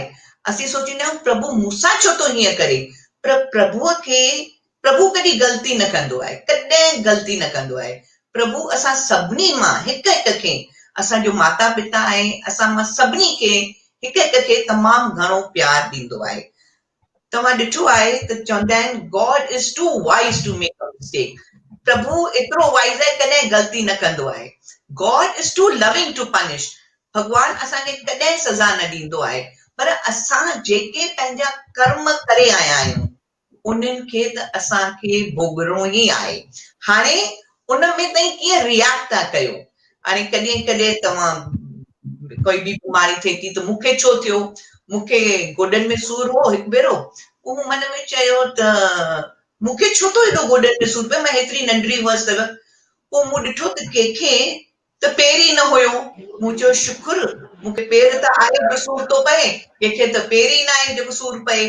तंहिंजे करे इफ यू लुक पॉज़िटिवली, तव्हां जेकर एक्सेप्ट कयो था ऐं उहो तव्हांखे गीता जो ज्ञान जेको आहे, that do thy duty, follow thy स्वधर्म, डोंट एवर बी इनएक्टिव, कॾहिं बि ताईं इनएक्टिव न रहो, पर उन एक्शन जी फल इच्छा न रखो। असांजो प्रॉब्लम थिए थो जॾहिं असां पंहिंजे फल जी इच्छा था रखूं, असां चऊं था हिन मां मूंखे छा मिलंदो। अॼुकल्ह तव्हां त ॾिठो आहे न, ॿारनि खे तव्हां सेखारियो ई छा आहे, तूं जेकर खाईंदे त तोखे टीवी ॾिसणु मिलंदी, तूं जेकर हीअं कंदे तोखे रैंक मिलंदी, त तोखे असीं गाॾी वठी ॾींदासीं, असीं साइकिल। त हर ॻाल्हि में असां बाटर कयो आहे। मां नौजवाननि खे चवंदसि बाटर करणु छॾे ॾियो, पंहिंजी ड्यूटी करियो, do your duty and a little more. मां त चवंदसि अ लॉट्स मोर, छो त जेसिताईं तव्हां पंहिंजो फर्ज़ नथा निभायो, तव्हांजो फर्ज़ आहे ऐं तव्हां फर्ज़ बि निभायो ऐं पंहिंजो रोल बि कयो। मूंखे कंहिं चयो हिकु भेरो त भई तई चवंदा भई फ्रूट फल जी इच्छा न रखो, त असीं कमु कयूं था त असांखे फल जी इच्छा कीअं न रखंदासीं असीं। त पोइ मूंखे कंहिं चयो, मूंखे सम्झायो कंहिं, त ईअं आहे त जेकर असां मां हिकु हिकु पंहिंजो फर्ज़ बराबरि करे, पोइ मूंखे एग्ज़ाम्पल ॾिना, जेको एग्ज़ाम्पल मां तव्हांखे ॿुधायां थी, त जेकर टीचर बराबरि पढ़ाए थी, पंहिंजी ड्यूटी बराबरि करे थी, ऐं स्टूडेंट बराबरि पढ़े थो, टीचर बराबरि पेपर सेट करे थी ऐं स्टूडेंट इम्तिहान में लिखे थो, ऐं टीचर बराबरि पेपर असेस थी करे, माना ईअं न त कमला खई, शी इज़ एक्चुअली रीडिंग, त हिकु हिकु खे पंहिंजो फल मिलंदो। ईअं न आहे त असांखे पंहिंजे महिनत जो फल न मिलंदो आहे, असांखे मिलंदो आहे, पर केतिरा भेरा थी थो सघे त असांजी एक्सपेक्टेशन वधीक हूंदी आहे। त प्रॉब्लम आहे त असांखे फल मिलंदो आहे, दुखी तॾहिं थींदा आहियूं जो असांजी एक्सपेक्टेशन जेका आहे उहा तमामु घणी थींदी आहे। पोइ असां उन एक्सपेक्टेशन में नथा जियूं, पोइ फ्रस्ट्रेशन थी थिए पई। ऐं इहा फ्रस्ट्रेशन छो थी थिए, जो त असांजूं तृष्णाऊं ॾाढियूं घणियूं आहिनि। हिकु तृष्णा पूरी थींदी आहे, उन खां अॻु में असांजी ॿी तृष्णा शुरू थींदी आहे। तंहिंजे करे भगवत गीता चवनि था, पंहिंजी तृष्णाउनि खे मारियो, पंहिंजी तृष्णाउनि खे मारियो, kill all desires, it is natural, पर पंहिंजो फर्ज़ कंदा रहो। असीं पंहिंजे फर्ज़ खां परे न भॼूं, असां पंहिंजे वर्क खे वर्शिप सम्झूं, ऐं कोई बि कमु घटि या वधि न हूंदो आहे, कोई बि वॾो या नंढो न हूंदो आहे। असीं सभु हिकु आहियूं, ऐं असां जेकर सभिनी में इहो हिकु ॾिसूं, असांजो प्रॉब्लम आहे त असीं सभिनी में हिकु नथा ॾिसूं। हिकिड़ी डिविनिटी जेकर असां सभिनी में ॾिसूं, त ही प्रभुअ ठाहियो आहे, ऐं प्रभुअ कहिड़ो न सुंदर ठाहियो आहे। जेकर असीं एप्रिशिएट करणु सिखूं, असांजो प्रॉब्लम आहे त असीं क्रिटिसाइज़ तमामु तकिड़ो कंदा आहियूं, पर एप्रिशिएट न कंदा आहियूं। त तव्हां जेकर जेकी थिए थो, प्रभुअ तव्हांखे कहिड़ो न सुहिणो नेचर ॾिनो आहे। यू सी वण फल तई गुलनि जा रंग ॾिसो, एप्रिशिएट कयो, हर शइ खे तई एप्रिशिएट कयो, त तव्हां लिविंग गीता पाण थी पवंदा। पर मां सम्झां थी त मां तव्हां सां ॻाल्हाए थी सघां, पर केतिरो मां सम्झां थी जेके सुवाल जवाब थींदा उन्हनि में ॿियो केतिरा जवाब तव्हांखे उन में मिलंदा। तंहिंजे करे मां चाहियां थी त कुझु टाइम स्टूडेंट्स खे क्वेश्चन्स लाइ मिले, एंड मां उमेद कयां थी त मुंहिंजी हिकु ॿ पॉइंट्स ताईं ज़रूरु खई हूंदी। पर मां तव्हांखे वरी हिकिड़ी ॻाल्हि चवंदसि त रेवरेंस खे पंहिंजो वे ऑफ लाइफ रखो। सभिनी खे इंडिया खे सख़्तु ज़रूरत आहे, छो त असीं रेवरेंस विसारे छॾी आहे। ॿियो, प्रभुअ खे पंहिंजो जीवन बनायो, प्रभुअ खे असीं विसारे वेठा आहियूं, उन बिना ॿियो कुझु बि न आहे। टियों, सच जी राह हलो, सच जी राह हलणु तमामु ज़रूरी आहे, पर असां त कूड़ खे पंहिंजी ज़िंदगी ठाहे छॾी आहे। पर ॾुखियो न अथव, सच ॻाल्हाईंदा, कुझु वक़्तु न वणंदा, पर अल्टीमेटली तई सच जी जीत थींदी। इहा ॻाल्हि जो तई विश्वास करियो, बेडपा रहो, कंहिंखां न ॾिजो, छो त जॾहिं तव्हां डप में ग़लति कमु करे रहिया आहियो, डपु छॾियो, ग़लती कई अथव एक्सेप्ट कयो, ग़लती कई अथव माफ़ी घुरी करे अॻिते हलो। हिकु ग़लती छुपाइण लाइ तई 100 ॿियूं ग़लतियूं कंदा। तंहिंजे करे सच जी राह हलो।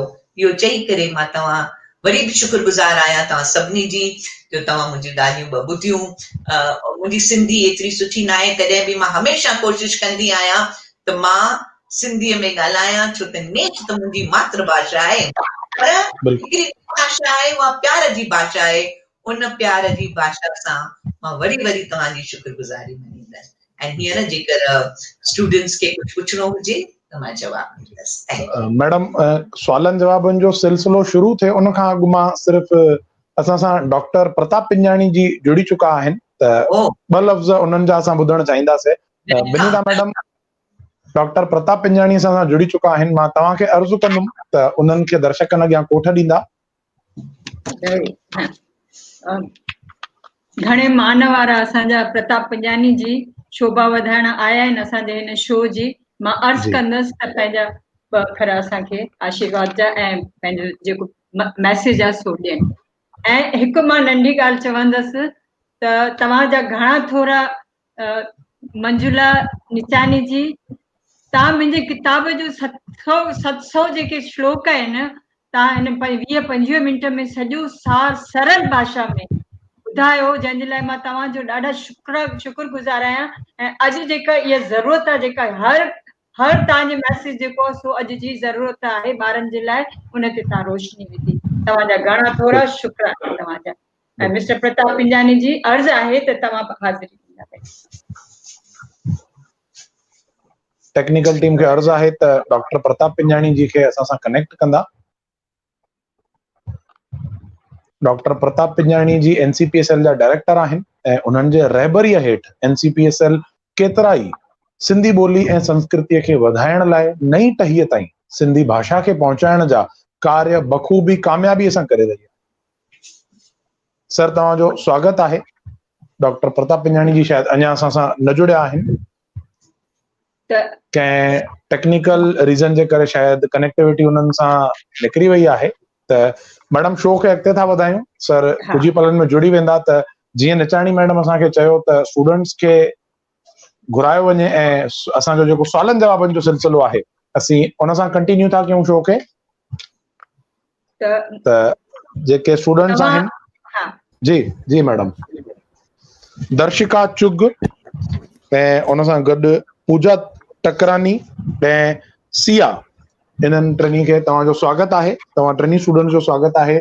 ऐं मां तव्हांखे अर्ज़ु कंदुमि त जेके बि मैडम असांखे वीचार असां सां गॾु वंढिया, उन्हनि ते जेकॾहिं के बि सुवाल या जवाब आहिनि त उहे ज़रूरु कंदा, छो त तव्हांजे सुवालनि सां गॾोगॾु असांजे केतिरनि ई दर्शकनि जे मन में पिणु उहे सुवाल उथिया हूंदा। ऐं जीअं तव्हांखे जवाबु मिलंदो, असांजे केतिरनि ई दर्शकनि खे पिणु जवाबु मिली वेंदो। त मां तव्हांखे अर्ज़ु कंदुमि त सुवालनि जवाबनि जो सिलसिलो तव्हां शुरू कयो। जी, ॿुधायो। जय झूलेलाल। सभिनि खां पहिरां त मां सभिनि जो धन्यवाद कंदमि कि तव्हां मौक़ो ॾिनो आहे असांखे तव्हां सभिनि सां जुड़ण लाइ। दिलि सां शुक्रिया। हीअं त मंजू मैम सभिनि क्वेश्चननि जा आंसर क्लियर करे छॾियऊं, पर तॾहिं बि मां बसि इहो ई पुछणु चाहींदमि कि अॼु जी जनरेशन जे स्टूडेंट्स खे असां कीअं मोटिवेट कयूं कि कहिड़ियूं क्वालिटीज़ उहे अर्जुन जूं खणनि ऐं अॼु जा अर्जुन ठहनि। ऐं जीअं अर्जुन ऐं कृष्ण जी रिलेशनशिप आहे, उहो असां पंहिंजे टीचर सां कीअं मेंटेन कयूं?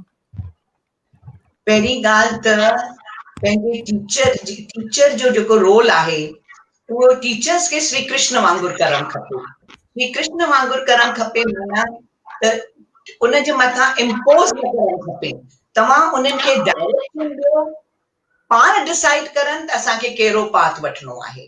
टीचर जो कमु आहे, पर जेकर स्टूडेंट उहो ॿुधी करे राइट पाथ वठे थो, जेकर टीचर हुनखे सम्झाए थी, जीअं श्री कृष्ण श्री अर्जुन खे ॿुधायो त बराबरि ही सभु तुंहिंजा मिट माइट आहिनि, तूं पर पंहिंजो फर्ज़ निभाए, पर डिसीजन तूं वठंदे त तोखे मुगलनि खे मारणो आहे, तोखे न मारणो आहे, तोखे हुननि जे मुंहं में रहणो आहे कि न तोखे सच जी राह हलणी आहे, उहो तोखे डिसाइड करणो आहे। त जेकर अॼु जो अर्जुन थियणो आहे त पहले तव्हां पाण खे ट्रेन करियो, पोइ पंहिंजे गुरूअ जी, टीचर जी, माउ पीउ जी, छो त हर हिकु माउ पीउ बि ॾाढो वॾो रोल प्ले कंदो आहे ॿार जे लाइफ में। त उन्हनि खे तव्हांखे इम्पोज़ न करणु खपे। उहे तव्हांखे हिकिड़ी राह ॾेखारींदा त ही ग़लति अथव, ही सही अथव, पर तव्हांखे जेकर श्री अर्जुन थियणो आहे त तव्हांखे डिसाइड करणो आहे त असीं कहिड़ी राह पकड़ियूं, कीअं हलूं। ऐं उन में पहिरीं ॻाल्हि जेकर तव्हांखे हलणो आहे इन राह ते त पंहिंजी ड्यूटी करियो, पंहिंजी ड्यूटी करियो। ऐं जीअं मां भेरे भेरे चयो त फल जी इच्छा न रखो। जेकर मोह रखी करे तई कुझु कमु कंदा, मूंखे ही न मिलियो त मां छा कंदसि, बल तई एक्सपेक्ट करियो पर फ्रस्ट्रेट न थियो। छो त अॼुकल्ह छा आहे त जेकर असीं घुरूं था ऐं उहो असांखे नथो मिले त पोइ असीं फ्रस्ट्रेट था थियूं। तंहिंजे करे जेकर तव्हांखे श्री अर्जुन थियणो आहे श्री कृष्ण जे डिसाइपल वांगुरु, त हिकु त टीचर खे तमामु टीचर जे मथां विश्वास रखो, ॿियो त हम्बल ह्यूमिलिटी रखो, जेकी बि थिए उनखे ॿुधो। टियों सेल्फ कंट्रोल रखो, छो त control your mind, self control तमामु ज़रूरी आहे। उनखे शायदि असां फोकस न करियो आहे। असांजो मन आहे न भिटकंदो आहे, उहो असीं ॾाढो ग़लति कमु सोचे करे उनखे रैशनलाइज़ कंदा आहियूं। मन खे स्थिर कयो, मेक योर माइंड स्टेबल। स्टेबिलिटीअ जी सख़्त ज़रूरत आहे। You want more? Are you happy? Ma'am, satisfied. Yes. You next. Ma'am, Sia.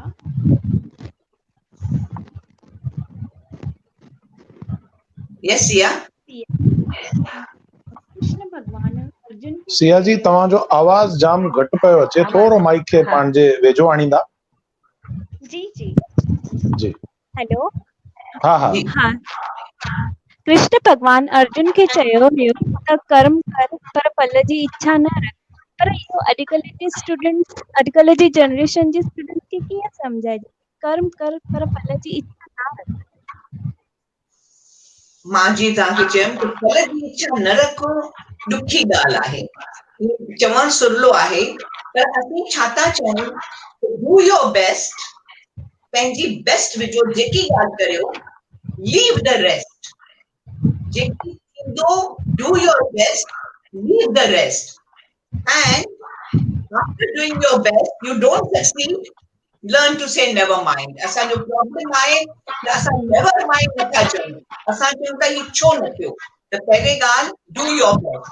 ऐं हिकु ॻाल्हि यादि रखो, जेकर U do your best U will get the best result.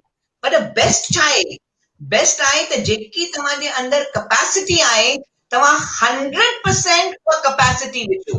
असीं छा कंदा आहियूं, मूंखे हे करिणो आहे, एतिरो करिणो आहे, मां एतिरो कयो, पोइ मां चवंदसि मूंखे ॿिनि कमाई या ना निका, मूंखे साधन जहिड़ो कर। उहो न कर। U will do your best, leave the rest, and after माना कॾहिं कॾहिं ईअं थिए थो त असीं बेस्ट विझूं था ऐं तंहिंखां पोइ बि असांखे नथो मिले, त उन स्टेज ते यू लर्न टू से नेवर माइंड। नेवर माइंड जेसि ताईं नथा सिखो, पोइ फ्रस्ट्रेट थींदा, पोइ ताईं दुखी थींदा। ऐं दुखी ऐं सुखी तव्हांजे हथ में आहे। जेकर तव्हां सुखी रखण था चाहियो, पाण खे डिसाइड करियो त मां पंहिंजी बेस्ट कंदुसि, तंहिंखां पोइ न बि मिलियो त हीअं बि सॼण वाह वाह, हूअं बि सॼण वाह वाह। To walk the way of acceptance. Acceptance तमामु ज़रूरी आहे त जेकी थिए थो उन में मुंहिंजो भलो आहे। ही असांजो कर्म जेकी आहे, लॉ ऑफ कर्मा चए थो त जेकी असां सां थिए थो उहो त अॻु में लिखियल आहे न। दादा असांखे चवंदा तव्हांजी लाइफ वीडियो आहे, ठहियल आहे, पोइ तई ख़ाली हुनखे ॾिसंदा। हाणे माण्हू पिक्चर खे ॾिसी करे ॾिसंदा आहिनि, के माण्हू रोईंदा आहिनि भई छो थियो, पिक्चर खे ॾिसी करे, छो उहो पिक्चर ते तमामु सेंसिटिव थी वेंदा आहिनि। पर जेकर तव्हां लाइफ खे ॿाहिरि सां आउटसाइडर थी करे, पिक्चर थी करे ॾिसो था, त तव्हांजी रिएक्शन इज़ वेरी इंपॉर्टेंट। पोइ तई दुखी न थींदा। मां ख़ाली इहो ई चवंदसि त दुखी रहण या सुखी रहण तव्हांजे हथ में आहे। ऐं जेकर तव्हां फॉरगिविंग थींदा, सभिनी खे माफ़ कंदा, पाण खे ख़ुशि रहंदा, टॉलरेंट थींदा। टॉलरेंस अॼुकल्ह तमामु घटि आहे, त जेकर टॉलरेंट थींदा, सहन शक्ति वधाईंदा, समुंड वांगुरु थींदा, जेकी बि हुनजे अंदरि अचे हू त उनो खणंदो वेंदो आहे। ऐं पंहिंजी कैपेसिटी खे फुल्ली, जेकी तव्हांजे अंदरि कैपेबिलिटी आहे उनखे एक्चुअलाइज़ कंदा, त तव्हांखे फल ज़रूरु मिलंदो। पर न बि मिलेव त दुखी न थीजो, तॾहिं ताईं उहे डिसाइपल थी सघंदा। नेक्स्ट दादा शाह मैडम, दादा श्याम, मुंहिंजो क्वेश्चन तव्हां सां इहो आहे कि असांखे छा थी सिख्या मिले श्रीमद भगवत गीता में, ऐं असां हुनखे कीअं थी असांजी रोज़ बेरोज़ जी लाइफ में इम्प्लीमेंट करी सघूं था? गीता त आहे ई वे ऑफ लाइफ न। गीता खे जेकर ताईं 4 ॻाल्हियूं गीता जूं पाण सां खणो, 2 ॻाल्हियूं खणो त तव्हांखे रोज़ बरोज़ जी ज़िंदगी में उहे कमु ईंदी। हिकु, वन गीता चवंदी आहे, one who Yeats alone is a thief. जेको अकेलो तो खाए उहो चोर आहे। तंहिंजे करे ताईं जेकी अथव सेवा करियो, वॾो विरायो, सभिनी सां हलो, उहो ताईं ॾुखियो न आहे। इहा भगवत गीता जी टीचिंग, छो त ताईं ज़रूर करे सघंदा। Seva is one that you have to do. Compassion is next thing. जेका श्रीमद भगवत गीता केतिरो त चहे त कंपैशन रखो, उहो ताईं कंदा। You will become a living Gita. सच जी राह हलो, स्पीक द ट्रुथ। नंढी वॾी असीं केतिरो तकिड़ो कूड़ ॻाल्हाईंदा आहियूं, नंढी वॾी बेमतलब जो कूड़ ॻाल्हाईंदा आहियूं। त उहो जेकर ताईं पाण ॿियो, कंट्रोल योर माइंड। मन जीते जग जीते। मन खे कंट्रोल कयो, छो त मन ई तव्हांजो दोस्त आहे, मन ई तव्हांजो दुश्मन आहे। मन ई will tell you what is right, what is wrong. जे मां तव्हांखे एग्जांपल ॾिनो त मूंखे अॼु सुबुह जो वञिणो आहे जिम में या न वञिणो आहे, पर जेकर तव्हां एक्सेप्ट कंदा त जेके बि सर्कमस्टांसिस आहिनि इन में मुंहिंजो भलो आहे, त तव्हां you will change your whole attitude. डप में न रहो। मूंखे हिकिड़ी जो मूंखे हिकु ॻाल्हि आहे गीता जी, त तव्हां डप में न रहो। Don't fear. मूंखे डप मां एतिरो डपु लॻंदो आहे त असीं सभु ग़लति कम डप में कंदा आहियूं। तंहिंजे करे डप मां your life will become a living Gita. Control your thoughts, control your mind. सेवा कयो, जितनी भी सेवा करे सघो। There is no limit. Be forgiving. मोह न रखो। हाणे मोह न रखो इज़ अ ॾुखी शइ। मुंहिंजे लाइ चवणु तमामु सुरली आहे, पर हिकु ड्रेस में बि मोह रखी वेंदा आहियूं। हिकिड़ी जेका नंढी वॾी शइ आहे उन में मोह रखी वेंदा आहियूं, छो त मोह इंसान जो हिकिड़ो इनेट नेचर आहे। पर उन मां असीं कोशिशि करे सघंदा आहियूं। असां मां मुंहिंजे लाइ ॻाल्हाइण तमामु सवलो आहे, पर प्रैक्टिस करणु, पर practice makes a man perfect. त तव्हां जेका अभ्यास कयो, कॉन्सेंट्रेट, मेडिटेट कयो। ऐं मेडिटेशन अॼुकल्ह तमामु, पर कॉन्सेंट्रेशन जेकर तव्हां कयो था, तव्हांजो सभु डिस्ट्रैक्शन, इच्छाऊं घटि रखो।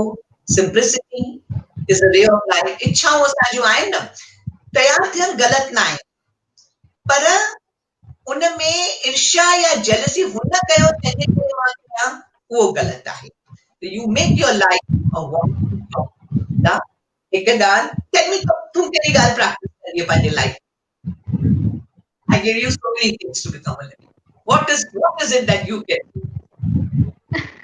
मैम, मां कोशिश कंदी आहियां कि हिकिड़ो बि गुड डीड करी सघां मुंहिंजी लाइफ में, जेतिरनि खे हेल्प करी सघां मुंहिंजी साइड सां। I always try to do Very that. good. That itself is Gita. If you can do one good deed, पर उन जी एक्सपेक्टेशन न कजे त भई मूं गुड डीड कई, हुन मूंसां उहा गुड डीड वापसि न थी, उते प्रॉब्लम आहे। प्रॉब्लम आहे जॾहिं तव्हां एक्सपेक्ट था करियो उन गुड डीड जो रिवॉर्ड। पर good deed without expectation, go on doing and you'll become a Gita by yourself. क्या एक सवाल पूछना है? Thank U ma'am. Any more questions? Nikhil, anything you have to wind up say? जी मुंहिंजे ख़्याल सां सभिनी खे सुवालनि जा जवाब मिली चुका आहिनि, ऐं मैडम एतिरो डिटेल में ऐं ख़ूबसूरत नमूने पंहिंजा वीचार पेश कया, जो केतिरनि जे मन में जेके सुवाल उथिया बि हूंदा त उन्हनि खे उन्हनि जा जवाब उन स्पीच में ई मिली विया हूंदा मुंहिंजे हिसाब सां। त मैडम, विनीता मैडम, मां तव्हांखे अर्ज़ु कंदुमि त तव्हीं असांजे हिननि महिमाननि खे, मंजूला निचानी मैडम खे हिकु वोट ऑफ थैंक्स ॾियो। पोइ मां असांजे वीना डिंगरानी मैडम खे बि अर्ज़ु कंदुमि त उहे ॿियनि महिमाननि खे वोट ऑफ थैंक्स चवंदा। तव्हांजा घणा थोरा, तव्हां असां अची करे असांजे प्रोग्राम जी शोभा वधाई, ऐं हेतिरो असांखे 20 मिंटनि में सॼी गीता जो असांखे रोशनी विधी गीता ते। त हमेशह जुड़ियल, सदाईं गॾु। ऐं मां इन जेको हींअर दृष्टिका जेको लास्ट में सवाल पुछो, मां इहो हिकु ॻाल्हि मैसेज ॾींदसि जेको गीता मां पिरायो आहे हमेशह, त पंहिंजी इच्छा शक्तिअ खे जीवित रखो। इहो ॾाढो इम्पोर्टेंट आहे। तव्हांखे केतिरो पैसो हुजे, तव्हां केतिरा बि वॾा रांदीगर आहियो, केतिरी एड्युकेशन आहे, केतिरो माना तव्हांखे कुझु बि हुजे, पर जेकॾहिं इच्छा शक्ति न आहे त सभु बेकार आहे। अॼु जॾहिं अर्जुन पंहिंजा सभु हथियार हेठि रखी करे मायूस थी करे वेठो हो, कृष्ण हुनखे छा कयो? इच्छा शक्ति जाॻाई, चई उत्तिष्ठ उत्तिष्ठ अर्जुन, खड़ो थी ऐं लड़। ऐं हुनखे सॼो सम्झायईं what is right what is wrong. तोखे सोचणो न आहे, तोखे इच्छा जी, तोखे फल जी इच्छा न रखणी आहे, कर्म कर, पंहिंजो फर्ज़ निभाए। फर्ज़ छा थो चए त बसि इहो मुंहिंजे पारां जेको मां हिन मां पिरायो आहे, त सुबुह जो उथंदी आहियां न, हिकु नई पंहिंजी मतिलबु मोटिवेशन सां राति जो सुम्हंदी आहियां त घणेई मायूसियूं कॾहिं कॾहिं दिलि नंढी करे छॾे, सुबुह जो इच्छा शक्ति पंहिंजी मज़बूत करे उथंदी आहियां। त तव्हांखे बि इहो मैसेज आहे, पंहिंजी इच्छा शक्तिअ खे मज़बूत रखो। ज़िंदगीअ जो इहो वॾो मुनारो अथव, हिकु रोशन मुनारो अथव। गीता तव्हांखे इहो ज्ञान ॾींदी। गीता में हिकिड़ी हंधि लिखियलु अथव, मूंखे कुझु न खपे, मुंहिंजो किताब बि तव्हां पंहिंजे मथनि खां रखंदा न, हिकिड़ो पतो अर्पण कंदा, उहो मां तव्हांजे लाइ मंज़ूर कंदुसि। श्री कृष्ण चयो आहे। त इहो ई संदेश मुंहिंजे पारां अथव, त ज्ञान वठो। तव्हांजे हिन देश में गीता जहिड़ा जेके आहिनि शास्त्र, उन्हनि जो ज्ञान वठो था। ऐं मां हाणे शुक्रगुज़ार आहियां, हमेशह तव्हां सां जुड़ियल रहंदासीं। ॿिया बि असां एपिसोड अञा वर्कआउट कयूं था। ऐं मुंहिंजो हिकिड़ो किताब लिखियलु आहे, अबाणो वरसो, जंहिंमें मां ब्रीफ हिस्ट्री ऑफ सिंध जी तमामु सरल भाषा में, कि शुरूअ खां वठी असांजी सिंध अॼु ताणी छोटे नंढनि चैप्टर्स में ॾिनी आहे। उहो एपिसोड्स मुंहिंजियूं ईंदियूं 50 एपिसोड जो हिकिड़ो तव्हांखे सॼी पंहिंजी सिंधी ज़ातीअ जो, पंहिंजे कल्चर जो, पंहिंजे रांदियुनि जो, पंहिंजे खाधनि जो हिकु एपिसोड में पूरी ॼाण ॾींदसि। त उन में बि तव्हांजो साथ खपंदो ऐं सदाईं गॾु। बिल्कुलु। वीना डिंगरानी जी खे मां अर्ज़ु कंदुमि त असांजा जेके बि मुइज़िज़ महिमान आहिनि, जेके बि स्टूडेंट्स आहिनि, जेके बि NCPSL जा महिमान असां सां जुड़िया आहिनि, उन्हनि खे हिकु फॉर्मल वोट ऑफ थैंक्स ॾींदा। वीना डिंगरानी जी, जेके बिनीता नागपाल फाउंडेशन ट्रस्ट जा जनरल सेक्रेटरी आहिनि, ऐं ॿियनि बि केतिरनि संस्थाउनि सां जुड़ियल आहिनि। सिंधी ॿोलीअ जे विकास ऐं वाधारे लाइ केतिरा ई हू एक्टिव पार्टिसिपेंट आहिनि। वीना डिंगरानी जी, जय झूलेलाल। जय झूलेलाल। तव्हां सभिनीनि खे असांजी बिनीता नागपाल फाउंडेशन ऐं NCPSL जे तरफ़ां रखियल प्रोग्राम में हाज़िरी ॾियण करे हिन शो जी शान वधाई अथव। ऐं मां उम्मीद रखां थी कि ईंदड़ प्रोग्राम में अची तव्हां सभई असांखे मोटिवेट कंदव। मां शुक्रगुज़ार आहियां NCPSL जे आयल मुरबीन जो, NCPSL जा director doctor Pratap Pinjani ji, executive committee member doctor Ajit Manyal ji, असांजी भेण मंजुला निचानी जी ऐं उन्हनि जे स्टूडेंट्स। एॾो सुठो तव्हां गीता ज्ञान ॾिनो जो दिलि ख़ुशि थी वियो, घणो ई सिखण लाइ मिलियो। तव्हां सभिनीनि जी मां ॾाढी शुक्रगुज़ार आहियां। तव्हां असांजो इहो प्रोग्राम एकदमि सक्सेसफुल कयो। असांजा क्रिएटिव ऐं टेक्निकल टीम, उन्हनि जा असांजा साथी जूली तेजवानी जी, ऐं असांजा first class host Nikhil Rajpal ji, ऐं असांजा भाउ प्रदीप जोधानी जी, ये सभिनीनि जो मां शुक्रगुज़ार आहियां। इन्हनि असांजे प्रोग्राम में 4 चंड लॻाए छॾिया। मां अर्ज़ु कंदुमि असांजी टेक्निकल ऐं क्रिएटिव टीम बि स्क्रीन ते अची वञनि। Thank you. जय झूलेलाल। जय झूलेलाल मैडम, जय झूलेलाल। तो दोस्तों, अॼु ही जेको प्रोग्राम तव्हां ॾिठो, इहो बिनीता नागपाल फाउंडेशन ट्रस्ट ऐं NCPSL जे गॾियल सहकार सां तव्हांजे साम्हूं पेश थियो आहे। दोस्तों, मां तव्हांखे हिकु ॻाल्हि चवणु चाहींदुमि त हिंदू धर्म जेको आहे उहो हिकु गांइ वांगुरु आहे ऐं उन गांइ मां मिलियल खीर आहे महाभारत। ऐं उन महाभारत खे विलोड़े जेको हिकु मखण निकितो, उहो मखण आहे श्रीमद भगवत गीता। ऐं इहो मखण तव्हांजे साम्हूं पेश थी रहियो आहे बिनीता नागपाल फाउंडेशन ट्रस्ट ऐं NCPSL जे गॾियल सहकार सां। दोस्तों, न सिर्फ़ इहे एपिसोड्स, पर बिनीता नागपाल जेको हिकु किताब लिखियो आहे श्रीमद भगवत गीता आधुनिक व्याख्यान ज्ञान, जेको तव्हांखे मैडम जीअं त ॿुधायो त तव्हीं पंहिंजी ईमेल ID, मैडम पंहिंजी ईमेल ID शेयर कंदा, उन ईमेल ID ते जेकॾहिं तव्हीं पंहिंजो अर्ज़ु, पंहिंजी रिक्वेस्ट विझंदा त तव्हांखे उहो किताब बि पहुचायो वेंदो कुझु ई वक़्त में।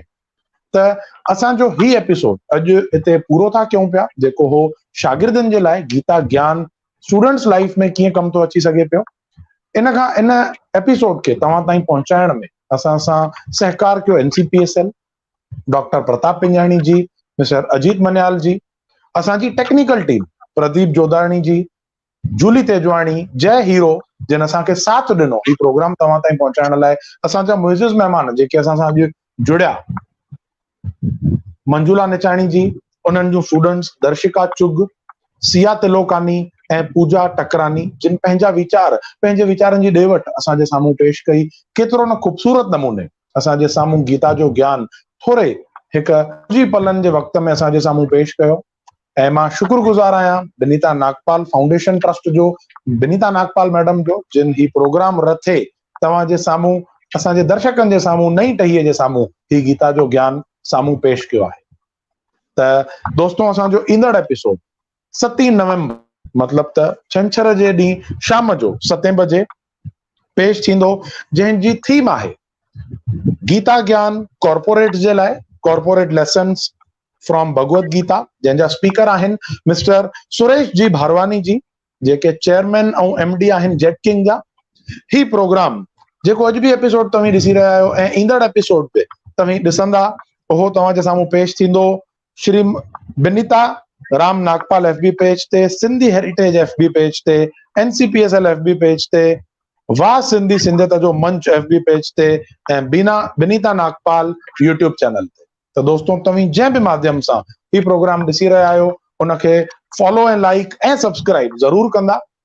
तेसिताईं मूंखे निखिल रमन राजपाल खे इजाज़त ॾींदा। मिलंदासीं वरी ईंदड़ एपिसोड में। तेसिताईं सभिनी खे जय झूलेलाल। मैडम, तव्हां कुझु चाइण चाहियो त ज़रूर चवंदा। हिकु मेन ॻाल्हि रहिजी वई त ही असांजो नौजवान निखिल राजपाल, उनजे लाइ सिर्फ़ जेतिरो थोरो चवंदसि उनखे तव्हां घणो ई सम्झिजो। हिन उमिरि में हेतिरो सुठो वक़्तु आहे, आशीर्वाद आहे। ऐं पोइट, राइटर ऐं हिन जे पिता ऐं माता साहब पाण परिचय ॾे उन्हनि जो त वधीक सुठो थींदो। जी, वॾा मुंहिंजा कलाकार जी पिता रमन हरूलाल राजपाल ऐं मुंहिंजी माता भावना राजपाल, उन्हनि जी आसीस आहे, जंहिंजे करे मां अॼु तव्हांजे साम्हूं ही कुझु अखर ॻाल्हाए रहियो आहियां। उन्हनि जी आसीस आहे, उन्हनि जी आसीस मां ही सभु तव्हांजे साम्हूं पेश करे रहियो आहियां।